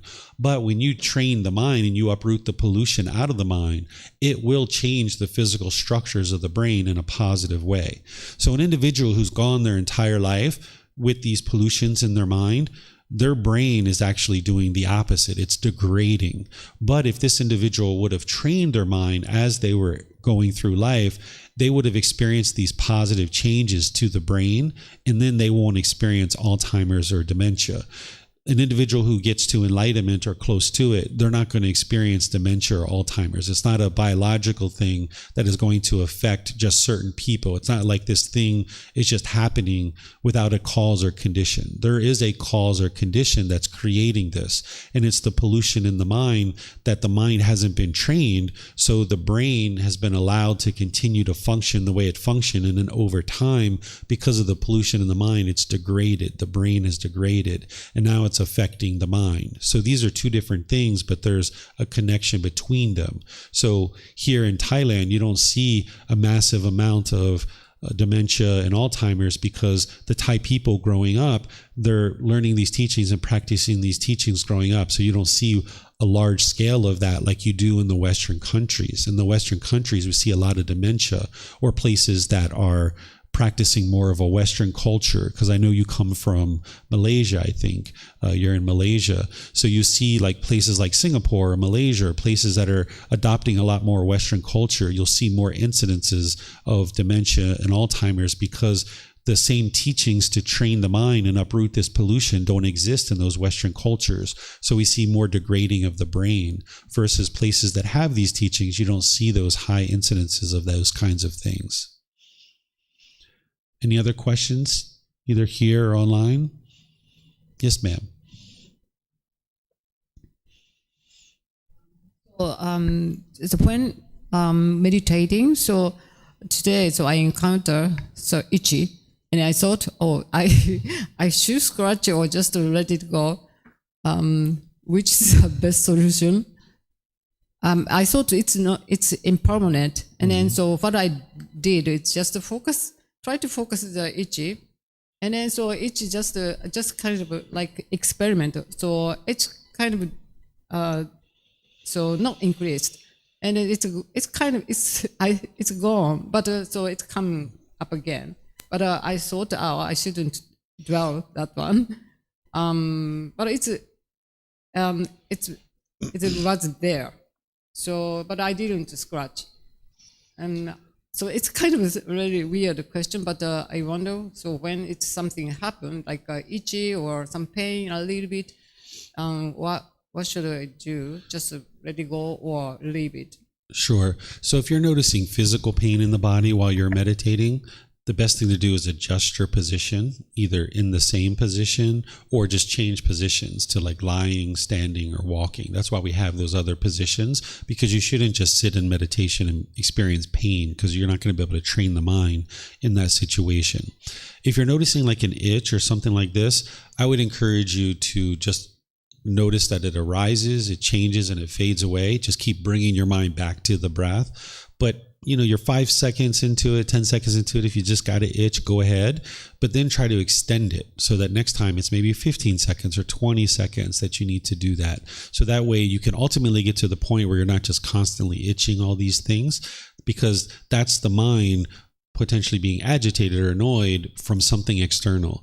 And you would like to eliminate any craving to have the body be permanently comfortable, because it's not possible for this body to be permanently comfortable. But with craving, desire, attachment in the mind, that's what it'll want. And when you don't experience that, the mind feels like it has to fix it, where you can't be permanently comfortable. So if you can get to the point where you just stay focused on the breath, you notice the itch, but you don't have to do anything about it, that you can see that it arises, it changes, and it fades away. This is training your mind to not crave the body to be permanently comfortable, because you can reside peaceful and joyful regardless of that little itch. But physical pain is different. Physical pain is the body's way of saying, hey, something's going on here. You need to make some change. You need to make a different decision. If you stay in this position, your knee or your hip is going to have difficulties. The physical structures of the body are impeded here. So that's why you would like to change position and get to some level of comfort. And that's why we have those 4 positions. But an itch is not going to harm the body. Yeah, thank you so much. It's so helpful. Thank you. Yeah, you're welcome. Okay, let me see. Yes, ma'am, you have a question? And Edmund has a question as well. We have multiple mics. You guys can pass those around.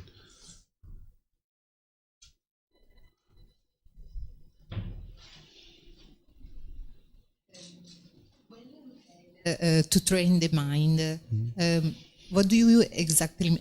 I suppose you mean to do the meditation every day, once a day, for how long? I don't know how to train my mind. Meditation is part of it, but here you can see there's multiple aspects of training the mind. Meditation is in this 8th step called right concentration. It's one aspect of right concentration, but there's other things you need to know as well. So for someone just starting out, since you said you're a beginner, you would like to start here. And what I taught you today is this first step, right view, but now you're going to need to learn all the other steps too. And that's the training. It's a consistent ongoing training of the mind that you do throughout your day. There is meditation, yes, but there's other things as well. So I wouldn't have time to explain that to you right now, but I've got books, I've got audiobooks and videos and other classes and courses where I do teach this. You'll need to learn the whole thing. Yeah, you're welcome. Edmund? What would you say about the unconscious mind? Or do you think there are parts of the mind that we don't have access to that somehow can still influence decisions, actions we make? I mean, I think it feels feasible that, you know, I sometimes catch myself in, why did I say that? Or why did I do that? Or, you know, it feels like an unconscious kind of process. Yeah, what you're referring to is the subconscious mind. So there's the conscious mind and the subconscious mind. But through training the mind on this eightfold path, by the time you get to the second jhana, which is the preliminary phases that the mind experiences on its way to the first stage of enlightenment, by the time you get to that second jhana, you'll have unification of the mind or oneness of mind, where you'll have complete awareness of the mind. That right now, without having experienced the second jhana, there is a conscious mind and a subconscious mind. The conscious mind is polluted, but the subconscious mind is even more heavily polluted. And that's the part that the mind, that you're currently unaware of, and it'll send things up to the conscious mind. You're like, why did I say that? That was so silly of me. I don't think that way. But that's that conscious mind that's sending that up there, because it's actually more polluted than the conscious mind. But by the time you train your mind enough, you'll get full awareness of your entire mind, and you'll be able to fully purify the entire mind. And then you'll fully be able to be aware of everything that's in the mind, and you'll be able to see all those unwholesome qualities and clear those out and bring in the wholesome qualities, so that now your mind's not going to be influenced by things that you're not aware of. You'll have full awareness of your mind by the time you get to the second jhana. It won't be fully purified by then, but you'll have full awareness of it. Okay. Not seeing any other things here online. Oh, you have a question? Sure. Yeah, it's just on the insomnia one. It was just saying, as the mind awakens, that interrupted and erratic sleep patterns emerge. I was just wondering, why does that start happening?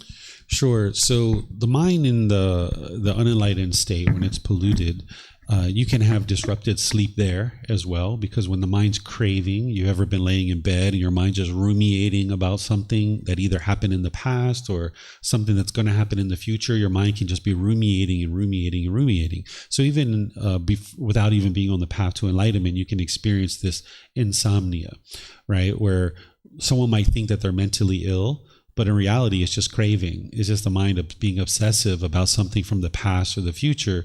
And if you eradicate that, you'll get to the point by the time you're enlightened that you're always sleeping good. Every single day, you'll sleep like a baby. But on your way to enlightenment, things kind of get shaken up a little bit, where as what we've been doing in the unenlightened state is we're typically sweeping the dust under the carpet. And now what we're doing on the path to enlightenment is we're pulling the carpet back, and the dust starts flying around the house, and it's like, you start having certain struggles and certain difficulties. You kind of have to walk through the fire in order to appreciate the fresh air on the other side. So as all this pollution is starting to kind of move around in the mind, you can have these disrupted sleep patterns where it's a good time for you to realize that sleep is not permanent. You won't have the exact same schedule of sleeping every single day. Even when you're enlightened, you won't go to sleep at exactly the same time, and you won't wake up at exactly the same time. But if somebody's craving to go to sleep at the same time and wake up at the same time every day, when they start experiencing a change in their sleeping habits, they might think there's something wrong with them. And now they go to the doctor and they're like, oh yeah, you have insomnia, you're mentally ill, you have a defect in your brain, you need to take this sleeping pill, and now this sleeping pill is what's going to help you sleep. And that might be effective for a period of time, but oftentimes when you wake up from those things, you feel very groggy and it's very hard to conduct your day. And now somebody might turn to something like caffeine in order to lift them up. So in the morning, they're getting lifted up with caffeine, and now in the evening, they're going down with some medication, where if you eradicate the pollution of your mind, you can get to this stability where you're just always sleeping well. When we're children, our mind is fairly unconditioned. We do have cravings, and we do have ignorance, but we have a very low degree of this comparative to when we become an adult. When we become an adult, we've had so many experiences in life that our mind is holding on to so many things that our mind is very heavily polluted as we get to adulthood. And we have difficulty sleeping in adulthood that we didn't have when we were a child. If you remember back to your childhood, you could fall asleep at the drop of a hat. There could be a train coming through the house and you wouldn't have woken up because your mind is not very polluted and your mind is unconditioned, not 100%, but it doesn't have that much conditioning. So that's why you're able to sleep so well when you're a child. But as we get to adulthood, our mind is more heavily conditioned, more heavily polluted. So that's why it's more challenging for us to sleep when we become an adult. But when you're training your mind and you're uprooting these pollutions and you're getting to that stability and that peacefulness and your mind is unconditioned, you'll start noticing that you'll start sleeping really, really well. This is why when you start meditating, you might start getting really sleepy during meditation. One is because your mind's working so hard to meditate and train, because it's undisciplined, it's untrained. But also, as the pollution's coming out of the mind, you might notice that sleep becomes more easy for you. And you have deeper sleep, you have better quality sleep, and you also notice that you need less sleep as you get closer and closer to enlightenment. So if you're used to sleeping, say 10 or 12 hours a day, at one time in my life, I used to sleep 16 hours a day. That's how polluted my mind was. If you think that that's normal for you, sleeping 10 or 12 hours a day, and now as you're uplifting the pollution out of your mind and your mind's performing more optimally, and you need less and less and less sleep because you're not as tired, you might think that you have insomnia if you start sleeping 4 or 6 hours a day. But when you wake up at 4 to 6 hours a day and you're not having this pollution in your mind, you'll still have energy. You'll notice that because you're not walking around with craving, desire, attachment, and you're not burdened with that, you don't feel exhausted. Whereas if you have craving, desire, attachment in your mind, you'll go out into the world, and if you get what you want, it's a good day. It's like, wow, this was such a great day. I'm so excited. But if you go out into the world and you don't get what you want, you'll feel miserable. You'll feel horrible. You'll feel exhausted, and you'll sleep for 10, 12 hours, in my case, 16 hours sometimes, right? But now if you start lifting that pollution out of your mind, and more every day is a good day, and you're sleeping less and less and less, and you still have energy, you wake up after 6 hours and you're like, wow, I still got energy. Like, this is great. Like, you might think that, you have insomnia, but in reality, all it is that your sleep schedule is changing because you're uprooting the pollution out of your mind. So this is why it's occurring. But you'll still sleep. You'll actually have really good quality sleep. But this is one of the reasons why enlightened beings are typically very successful in life, and not just financially successful, but successful in their relationships as well, and successful in life. Whatever it is that you're interested in doing in life, when you're sleeping less and less, and then when you're actually performing your duties in daily life, you're performing them well, you're not making mistakes, you're not having to go back and clean up relationships and stuff, you're able to build a really wonderful life for yourself. It's almost like getting an extra day back. So when I was sleeping 16 hours a day, I was only awake for 8 hours. And part of that time I was taking a shower, I was eating, doing other things, maybe watching TV or doing things like this. I only had so many hours in a day to be productive and actually accomplish things in my life. But when you flip that around and you're sleeping really good quality sleep for about 6 hours, 7 hours, 8 hours, and you wake up feeling fully rested and your mind's completely peaceful and joyful, and every decision you make is well thought out, and you're making wise decisions and it's only producing wholesome results, and you don't have anything to clean up after you've made those decisions, that's 16 hours a day that you have now to do things in the world. It's like getting an extra day. So it can feel like you're actually getting 2 days in one, and you can actually be very successful financially, but also with your relationships too. So this less sleep is actually really beneficial for you because you're getting better quality sleep. And when you're getting rest, you're fully rested. And now when you wake up, your mind's peaceful and joyful. If you think about all the times you've ever been irritated and agitated and annoyed and frustrated, and you just sit around, do this, and we argue and we fight and we're upset with people, that takes a lot of time in your day. So when you get rid of all these discontent feelings and all this pollution and you're sleeping less, you get so much more time in your day to do the things you enjoy. Spend time with your friends and your family, do your hobbies and your activities. If it's work, you can work and do your work. So sometimes people ask me, like, David, how do you do so many things? Like, you're teaching, umpteen number of classes in a week or a day. You're meeting with students privately. You're writing books. You're making videos. You're doing audiobooks. You're doing all these things, podcasts. How do you do all this? Well, because I'm making wise decisions in each thing that I do. I'm not sitting around being frustrated and angry and irritated. I'm not being disgruntled. I'm not having to go back and clean up mistakes and, relationships that I have. All the relationships are at ease. I don't have to argue with my wife. I don't have to force my son to do anything. I just say, hey, son, can you put away the dishes? He's like, all right, Dad, I got it.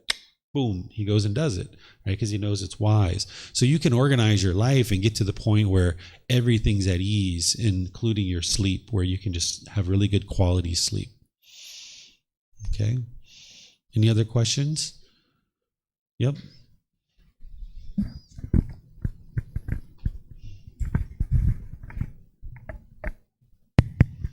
Thank you.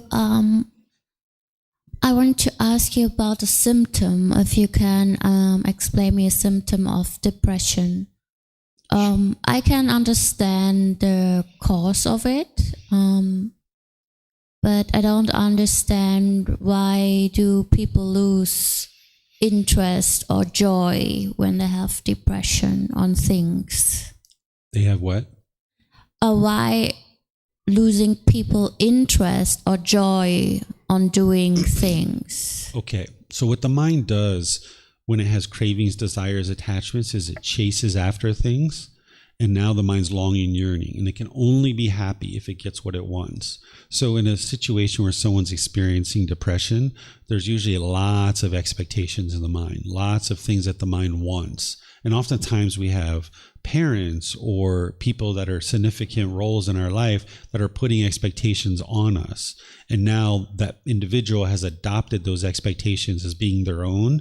And now because an individual has all these expectations in their mind of what they want their self to do, which is really coming from their parents or their siblings or other people around them, they've adopted that as being what they want for their own life. Now realizing that you can't accomplish that, now an individual experiences sadness or anger or frustration because their cravings aren't getting fulfilled, their expectations aren't getting fulfilled.